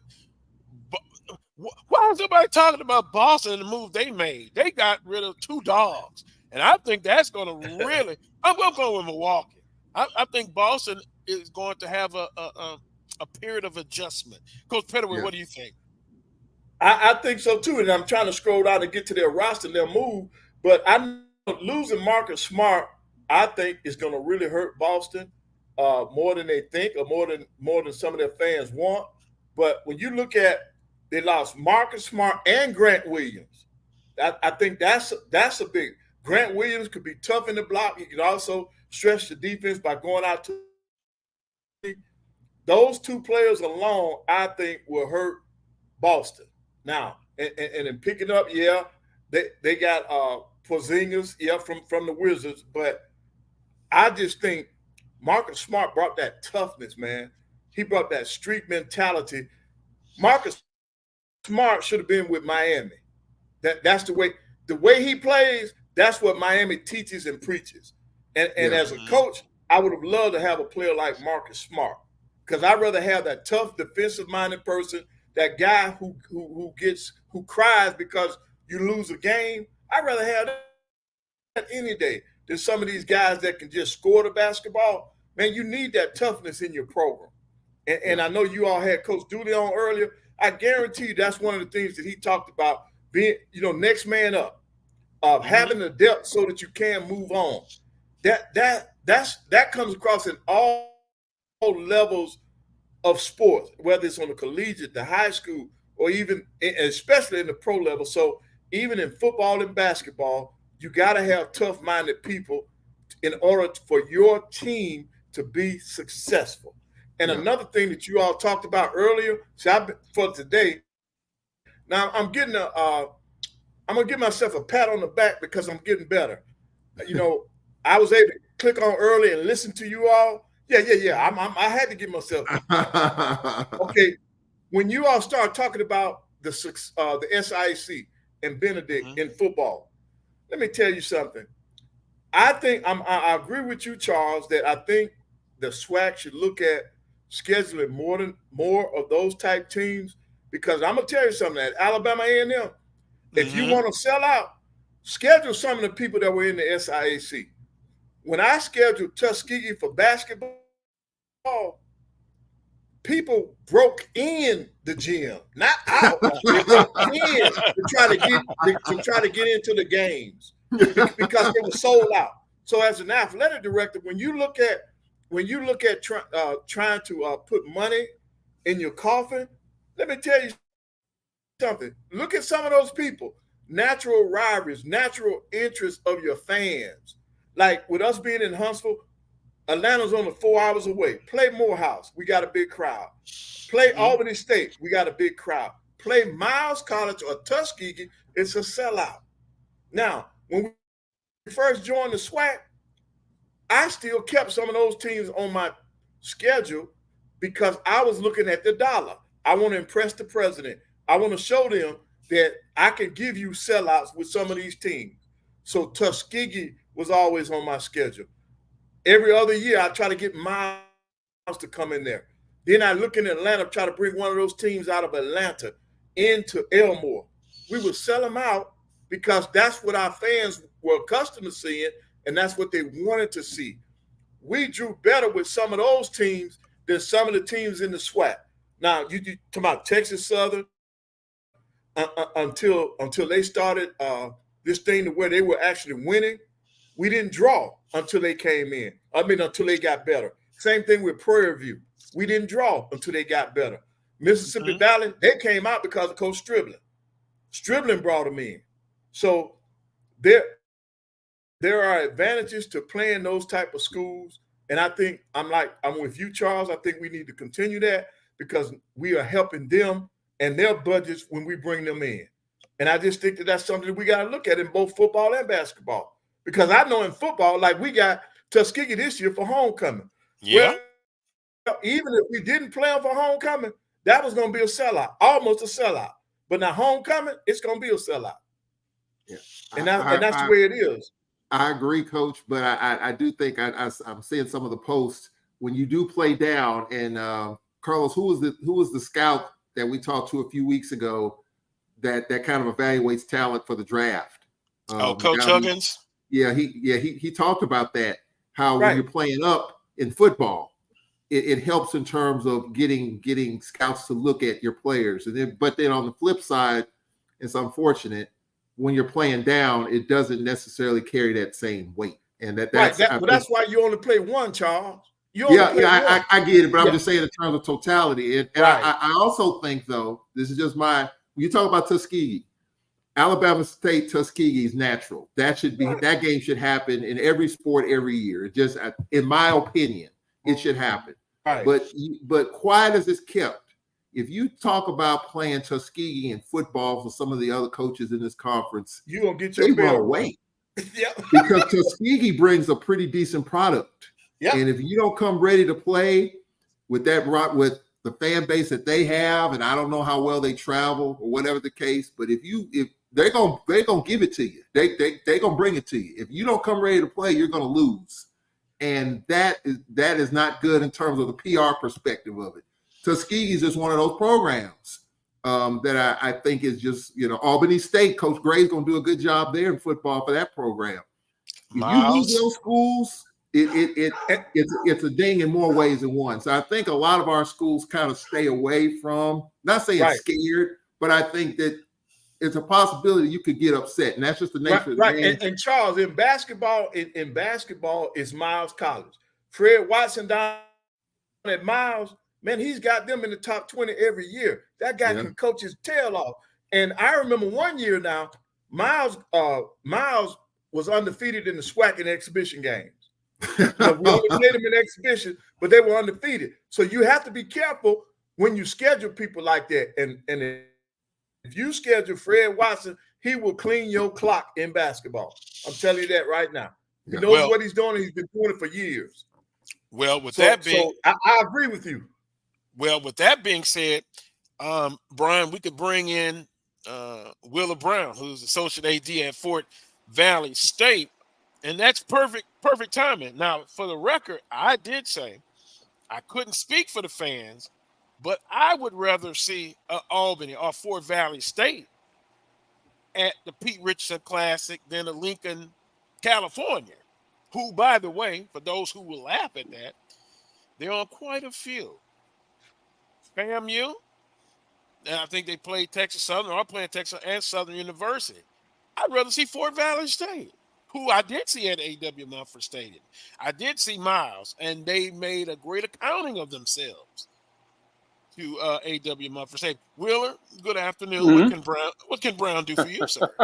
Good afternoon, gentlemen. Good afternoon. How's everybody?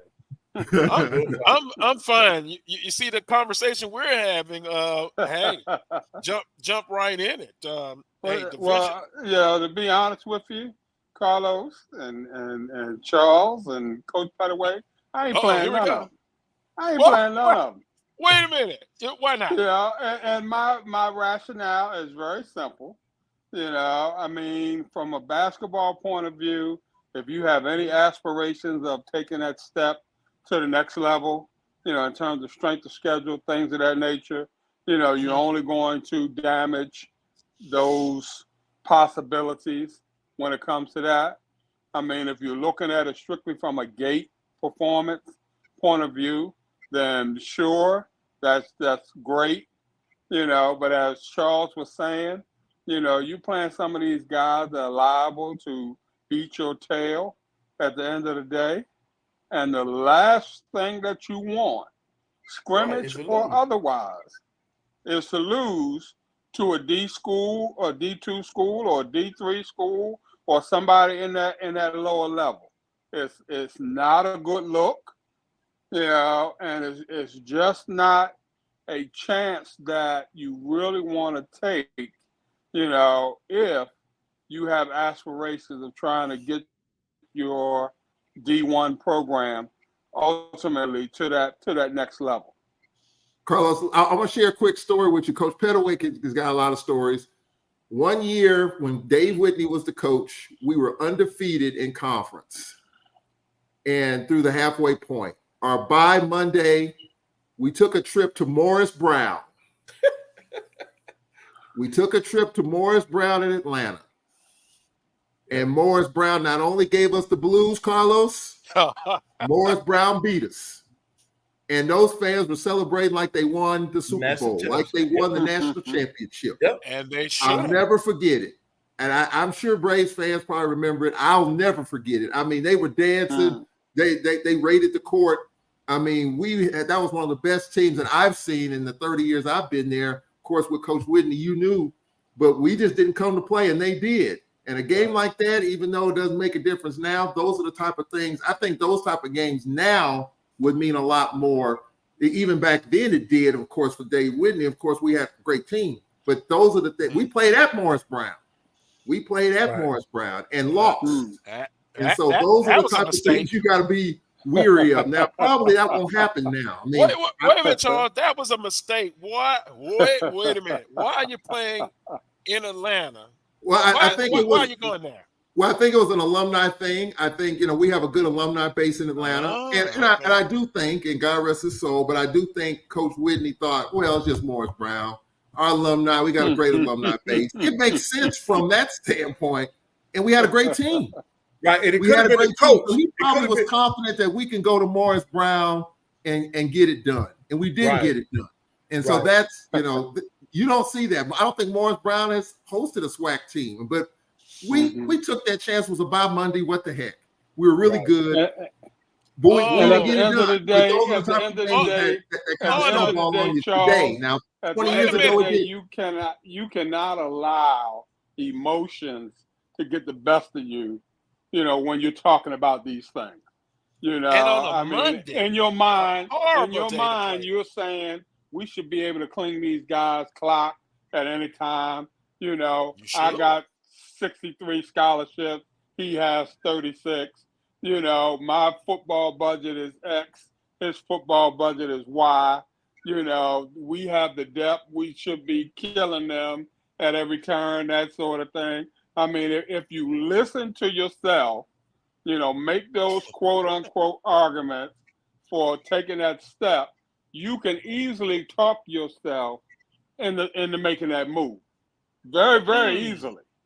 Very, very easy. But until you've been on the tail end of one of those beatings, from a lower level school, you have no idea the blues that you will catch, from alums, from the people on your campus, from the president's office on down, and otherwise, for making a call such as that. So it's just something to think about. Yeah, but really, Mr. Brown, it is tough when you do that and you lose. But you look at the other side. If I lose that game, okay, why is that Division II program so close to us? Maybe I'm not getting enough in my program for me to separate myself from them. So no, you don't want to lose the game. But if you're looking at the gate receipts, sometimes those matchups bring more money than a team that your fans are not familiar with. And I understand and you are correct. You are definitely correct on that part, Coach Pettaway, no doubt about that. But bottom line is this, especially as it pertains to maybe a football and a basketball point of view. At a lot of these D2 schools, you're talking about Division I talent. There's no ifs, ands, and buts about that. You're talking about kids who have transferred in from elsewhere, who were maybe swept under the rug somewhere or that sort of thing. When you talk about ones against ones, you are almost, quote unquote, on an even keel from a talent point of view. Now the difference becomes, with depth and resources and, things of that nature. But, if I'm a D2 coach, I can't win on a D2 level without D1 talent. And most of the schools that you play, that are good on a D2 level, roster stock with D1 talent. transfers from here, there, and wherever.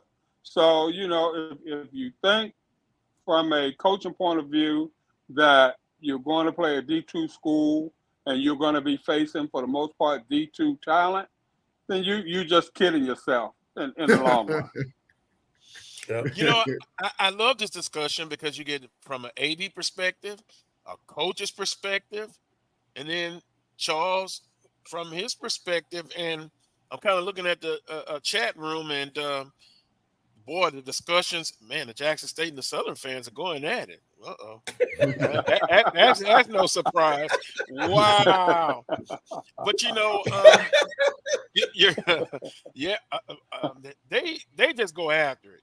It could be, you could be playing tiddlywinks and backgammon. They're going to go at it, and they're going to go hard. But the discussion here, you get in a different perspective.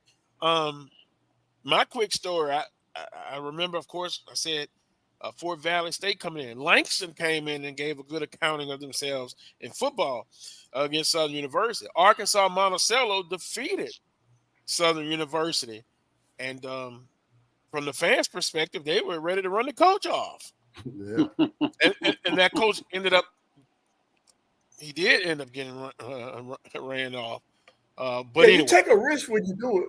You take a big risk when you do it. Yeah. Reward, right, Coach Pettaway? But again, I'll stand by my statement, and we can do a quick analysis right now. There's a couple of Southernites in the chat room now. Even if you say play Southeastern or Nickel State, by the way, and I got a little nasty email about playing Nickel State, which is a FCS. Some of our fans, specifically some Southern fans, they hold their nose up to playing those type of teams. So look, Coach Wheeler, I don't know. What do you do? Somebody's going to complain about playing a SIAC member, playing a Lincoln University out of California. Never heard of them until like 6 months ago. What do you do? I mean, pretty much, Carlos, you damn if you do, damn if you don't. But I accept that. I mean, you have to take and weigh everything into consideration. You have to look at what is the ultimate goal of your program. If the aim of your program is to be a national quote unquote contender, then you got to schedule from a national point of view. You have to leave the comfort zone of my brother's keeper and all that sort of thing and stuff. And you got to be willing to take those next steps to go out there and ultimately challenge those big boys on the FCS level, and go at them to get a feel for where you want to be, to get a feel for, where they are. What is the true difference between my program and a top 15 FCS program? I got to find out, and then, I have to start making the improvements necessary in order to try to catch up, if that's the goal. If we're going to continue to be a mom and pop corner store, then by all means, let's play mom and pop competition. Let's make the people happy, that want to see us play, the D2 schools and things of that nature. And let's go at it from there. But it's all about your philosophy from day one. What is it? Where is it that you are trying to take your FCS Division I program? And once you decide that, then you can make the plan accordingly in terms of moving forward. But I don't know that, a lot of folks say you can serve two masters. I don't know. You can't. I don't know. No, you can't. I don't know. You love one or hate the other. So, but you gotta put that goal. You gotta put that goal out there in terms of what's the goal of your athletic program. You got to try to get people to understand that. You got to put the facts out there, so that they see exactly where it is that you're trying to take the program. They know exactly what it's going to take in order to get there. And either they're going to sign on to be a part of where you're going with this thing, or they're not. And we're going to try to keep it moving from there. Yeah, but Mr. Brown, let me ask you this now. in the history of Division I basketball on the HBCU level, we have never, to my knowledge, Charles, please help me, have we ever had a team to get an at-large bid? And probably in never basketball, will. No. Right, and right. Probably, and Coach Pettaway probably never will. You right. know, So and that's why. Okay, if you're not going to get the automatic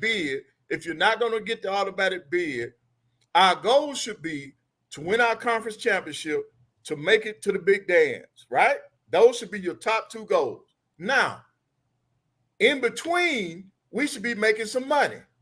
Now, if I can make money by guaranteeing you as an AD, I can sell out this place. Out of my 4 games that I can play non-Division I, I'm going to take one and I'm going to give you another sellout at home. I think I should schedule that game. I should schedule that game. Coach Pettaway, I understand exactly what you're saying. If I schedule that one game, that's one less game that you're going to make me schedule to bring money on the road, getting my head and my kids embarrassed. Well, let's say if I have an opportunity, if I have an opportunity to beat a top 75 team, you know, and I know that this particular season, you know, we have an opportunity to run the table. We know we're one trick pony. There's no doubt about that. Right. You know, but, you know, at the end of the day, can we turn that 15 seed into a 14? Can we turn it into a 13? You know, and the only way that we will be able to do that is if we get our resume to the point where, you know, we've been competitive with a lot of these top 75 teams. You know, we may have messed around and beat a few, that sort of thing, so that, you know, at the end of the day, they're just not looking at us as the conference champion. You know, they're looking at us as a school that maybe, I'm not going to say may be able to make a run, but, you know, they're looking at us in a different light. You know, they're giving us the kind of respect that is necessary in order to justify maybe getting us a seed higher. You know, maybe we're not playing Duke in the first round now as opposed to, you know, somebody else. But, you know, you don't know until you take a shot at it and try to go from there. And, you know, sacrifice is going to have to be made, Coach. There's no doubt about that. And when you're talking about trying to be an upper-level FCS program, ultimately, sacrifices are going to have to be made. And if that means that, you know, your basketball gate is going to suffer a little bit because, you know, you're not playing the Tuskegees or what have you, you know, ultimately you have to sell that as an AD, you know, to your fan base, to your folks, that sort of thing. Y'all got to look at this bigger picture that we're trying to, you know, accomplish, and hopefully they'll buy in, they'll get on board, and we'll try to keep it going from there. But the last thing you want, Coach, is to run the table in your conference and you win the conference championship, going away, that sort of thing, and then you wind up being a 16 seed. You know, when you could have had an opportunity out there somewhere, you know, to maybe turn that into a 14, you know, or maybe turn that into a 13 or what have you. You know, one game I don't think is going to change from my that. point of view, and it may not, but that we definitely know that one loss will. Well, you lose to that one D2. You lose to that one D2, Coach. It don't matter that you run the table in your conference. It don't matter. Well, the commissioner has talked about this. That is going to be the topic of discussion. I've asked the commissioner, Carlos, about this, and of course he's on the D1 committee, so he knows this better than anyone. And I asked him this past spring at the SWAC championships, what is it going to take for us to get an at-large? And I think we have to step back and understand it's about the conference as a whole. It's not just about one team. It's about all 12 teams. So all 12 teams have to get on the same accord in terms of scheduling. And that's going to be tough. And it is going to be tough. You can't have 2 or 3 teams go 1-13 in non-conference, and the only win was against an NAIA, We all have to schedule along the same plane, and we all have to do well collectively as a league to elevate the conference. And so that's where it starts. Yeah, but who said that? Who said that 10 years ago? We said it 10, and it still hasn't happened, unfortunately. I would love to see an at-large and an automatic. I would love to see it. But it's not going to happen until we get all on the same page, all 12 teams. And every president, every CFO, every business manager has different agendas. So as a coach, you listen to your AD who's listening to your VP of finance. That's where you got to listen to, because they're the ones counting your money and determining your budget. And so all of that plays into it. And I guarantee you in the SEC, for all the back and forth that we see in public, privately, those ADs are all on the same page. And that's why in November, December, they get quality wins out of conference. And that's why in March, they get 7 and 8 teams in the big dance. They're all on the same page. We all need to be on the same page if we want to even think about an at-large. Unfortunately, that's not on anyone's agenda other than us. And that's true. Wait a minute. Go for the money. How can we? Wait a minute, that is a sad statement. Well, I'm not calling anybody out. I'm not calling anybody out, but when you talk about that, the conversation is right here. The presidents, call them out. I'll work for a school. I'm not going to do that. I'm just saying that the conversation. Guarantee game. They're not giving up that money. The conversation. I would hope that at some point in time, and Charles, you are absolutely right. I would hope that at some point in time, maybe Dr. McClellan or somebody comes up with a formula, okay, that will help finance some of these lower tier programs, to the point where they can start to change their mindset from a scheduling point of view. If somehow, the deals that are being made, if they can allocate some funding, to some of those lower tier programs on the premise that, these funds are used to improve your men's basketball scheduling, improve this, that, and the other, so that we as a conference can rise or start to rise, maybe that's part of a possible solution, but if we're just waiting for the presidents to just decide that, we're going to get in line and do this, then we're waiting forever, because they all have different philosophies. Each campus has a different philosophy in terms of what sports mean to them. Some of them just want to get through the season, get through the scheduling, that sort of thing, meet NCAA requirements, get that little penny ante check, from the NCAA for sports sponsorship, that sort of thing, and keep it moving. And then you got your other programs who are, trying to make an attempt, to fund this thing the right way to the best of their ability, and trying to progress and trying to keep it moving and go from there. But you're right, Charles. The haves are being held down by the have-nots. And, at some point in time, the haves, along with the conference office, have got to come up with some kind of a formula to where we can help some of these have-nots attempt to take that next step in order to move the entire conference forward. There is a formula. The commissioner talked about it. These quad 1 wins, these quad 2 games. There is a formula out there that he has talked about, that he has shared with the membership. But again, he's just the commissioner can only recommend.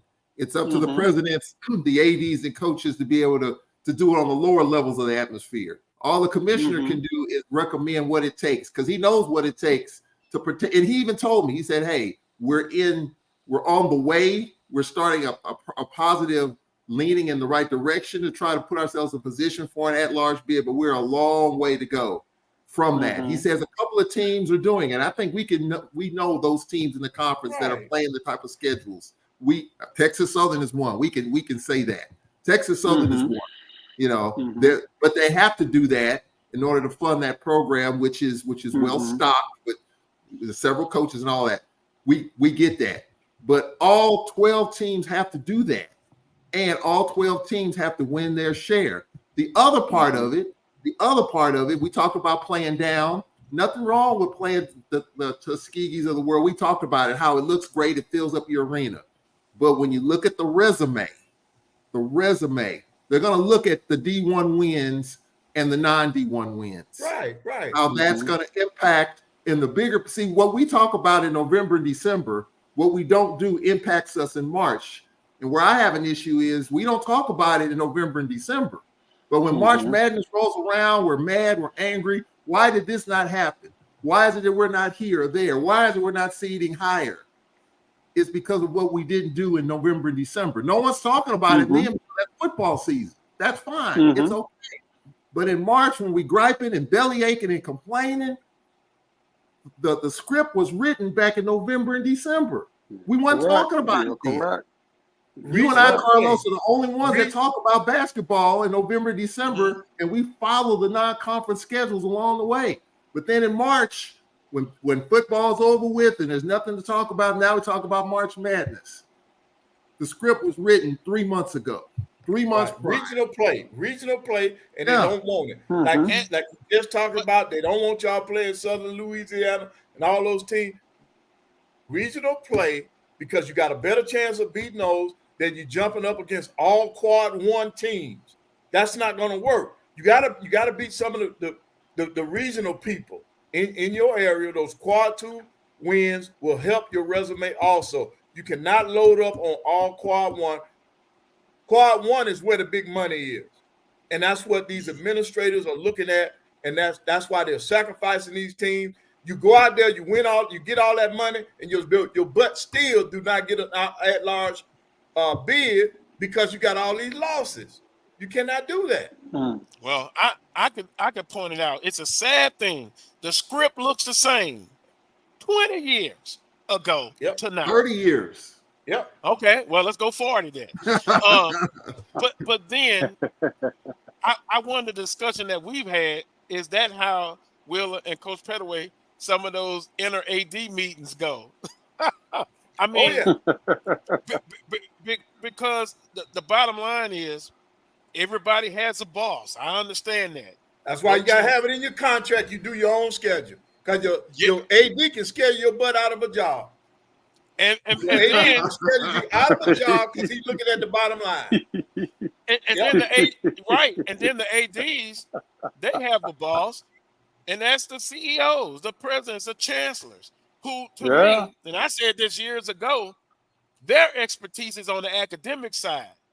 I had one to tell me on the show locally that they don't get involved in the inner workings of the athletic department. That's bull crap. They do. They do. And Charles, one of the guys who was on the board of supervisors. Oh, yeah. So, it's just a sad state of affairs that we still have the same script 30 years from there. And in between Wheeler and Coach Pettaway and Charles to talk to the different aspects, you got to schedule smart. Right. You got to schedule smart, and there's a way to achieve those goals.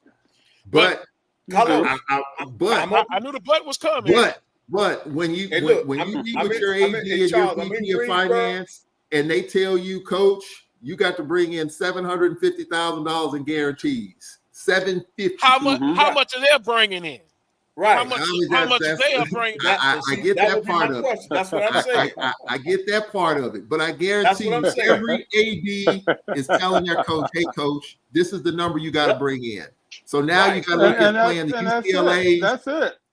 You got to look at playing the UCLA's, the Dukes, the Floridas, the Georgetowns, because their guarantees are going up. You're going to get $75,000, $80,000, $90,000, $100,000 for playing Michigan State, maybe $125,000 if you negotiate. But the key is at the end of the day, Carlos and Charles, the key is getting that $750,000 in as less games as possible.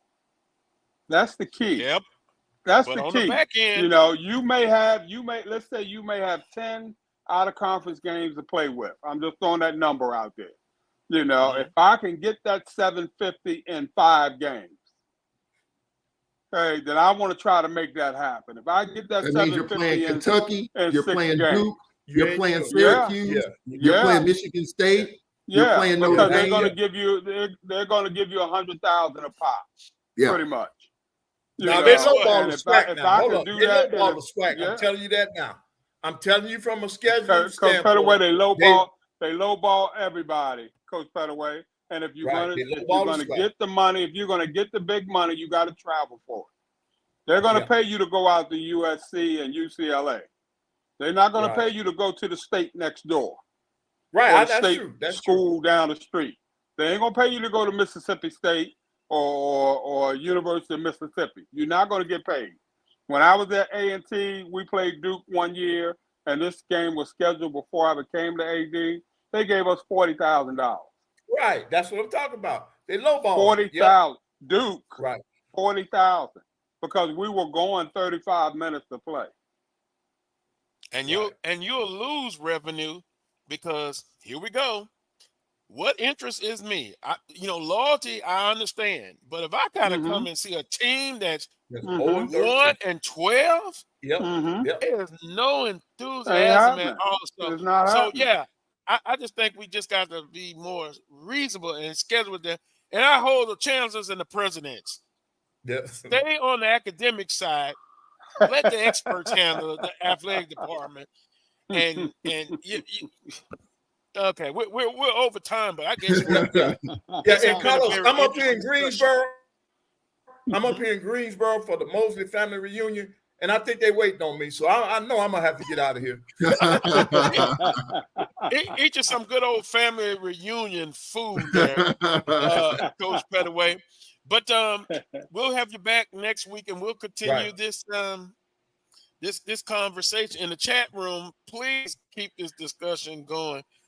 I just need my chancellor and my presidents to come down a bit and work with the athletic directors, and let's just schedule sport. Because if you remember, Coach Banks, one of the few that came on the show and said, ideally, what you guys are saying, you're right.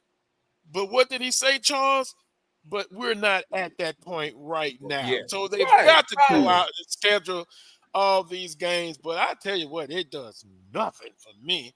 But I appreciate the job that ADs, they have a tough job. And I appreciate Willa giving that AD perspective, Coach Pettaway giving it from the coach's perspective. And again, boy, I wish I could be on some of these meetings. If it's anything like what we were discussing, it needs to be had. Charles, closing comments. Well, Carlos, right here at Alcorn, Coach Bussey hasn't played a home non-conference basketball game yet.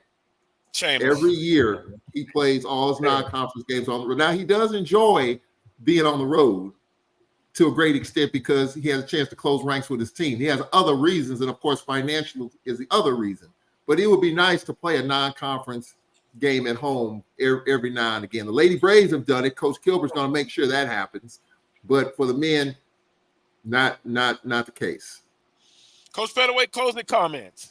Well, I think this is a great discussion. We're going to have different opinions all around, but it's a discussion we need to have. Willa Brown, what can Brown do for you? At the end of the day, Carlos, the presidents are the ones calling the shot.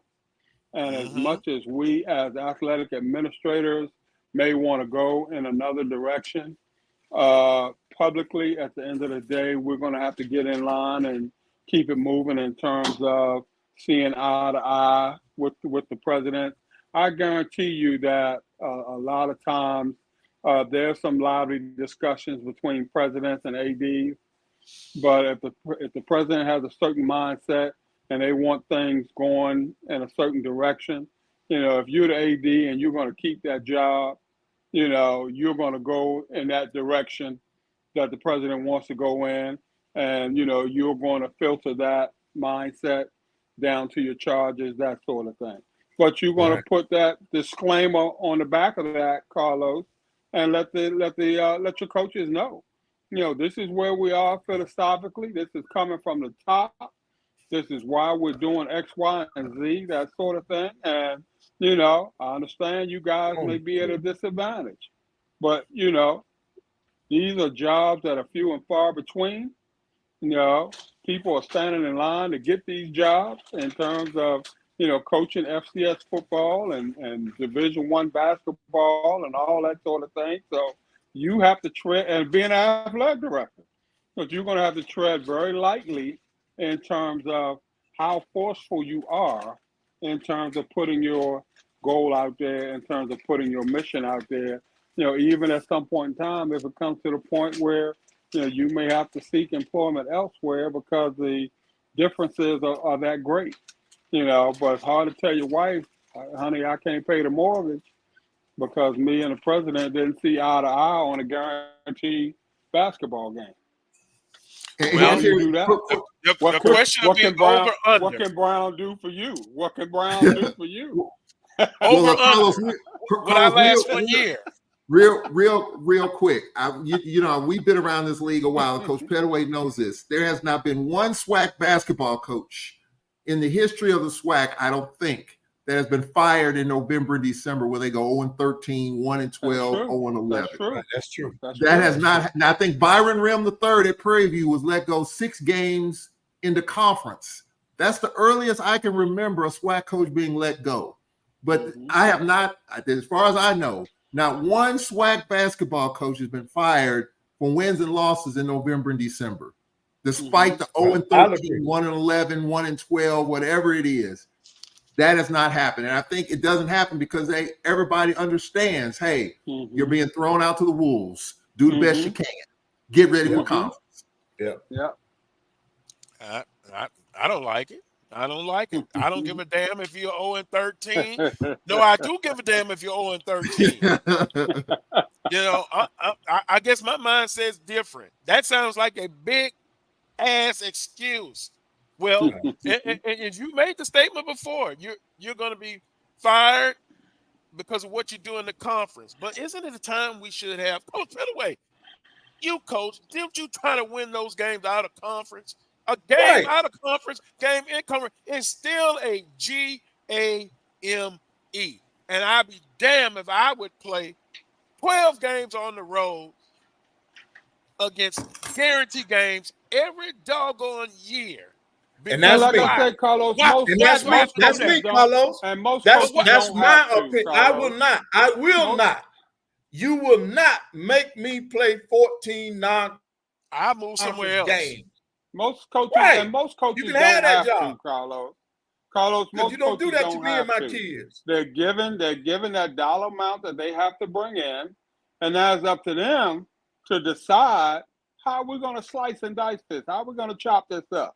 Can I bring somebody in for $3,000, $4,000 to get me a win before conference season starts? That sort of thing. I tell my coach that all the time. Look, you got to bring in $800,000. You got 11 games to get it done in.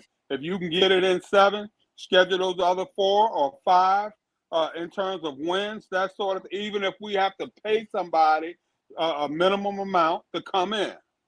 So that your teams experience some success prior to conference play.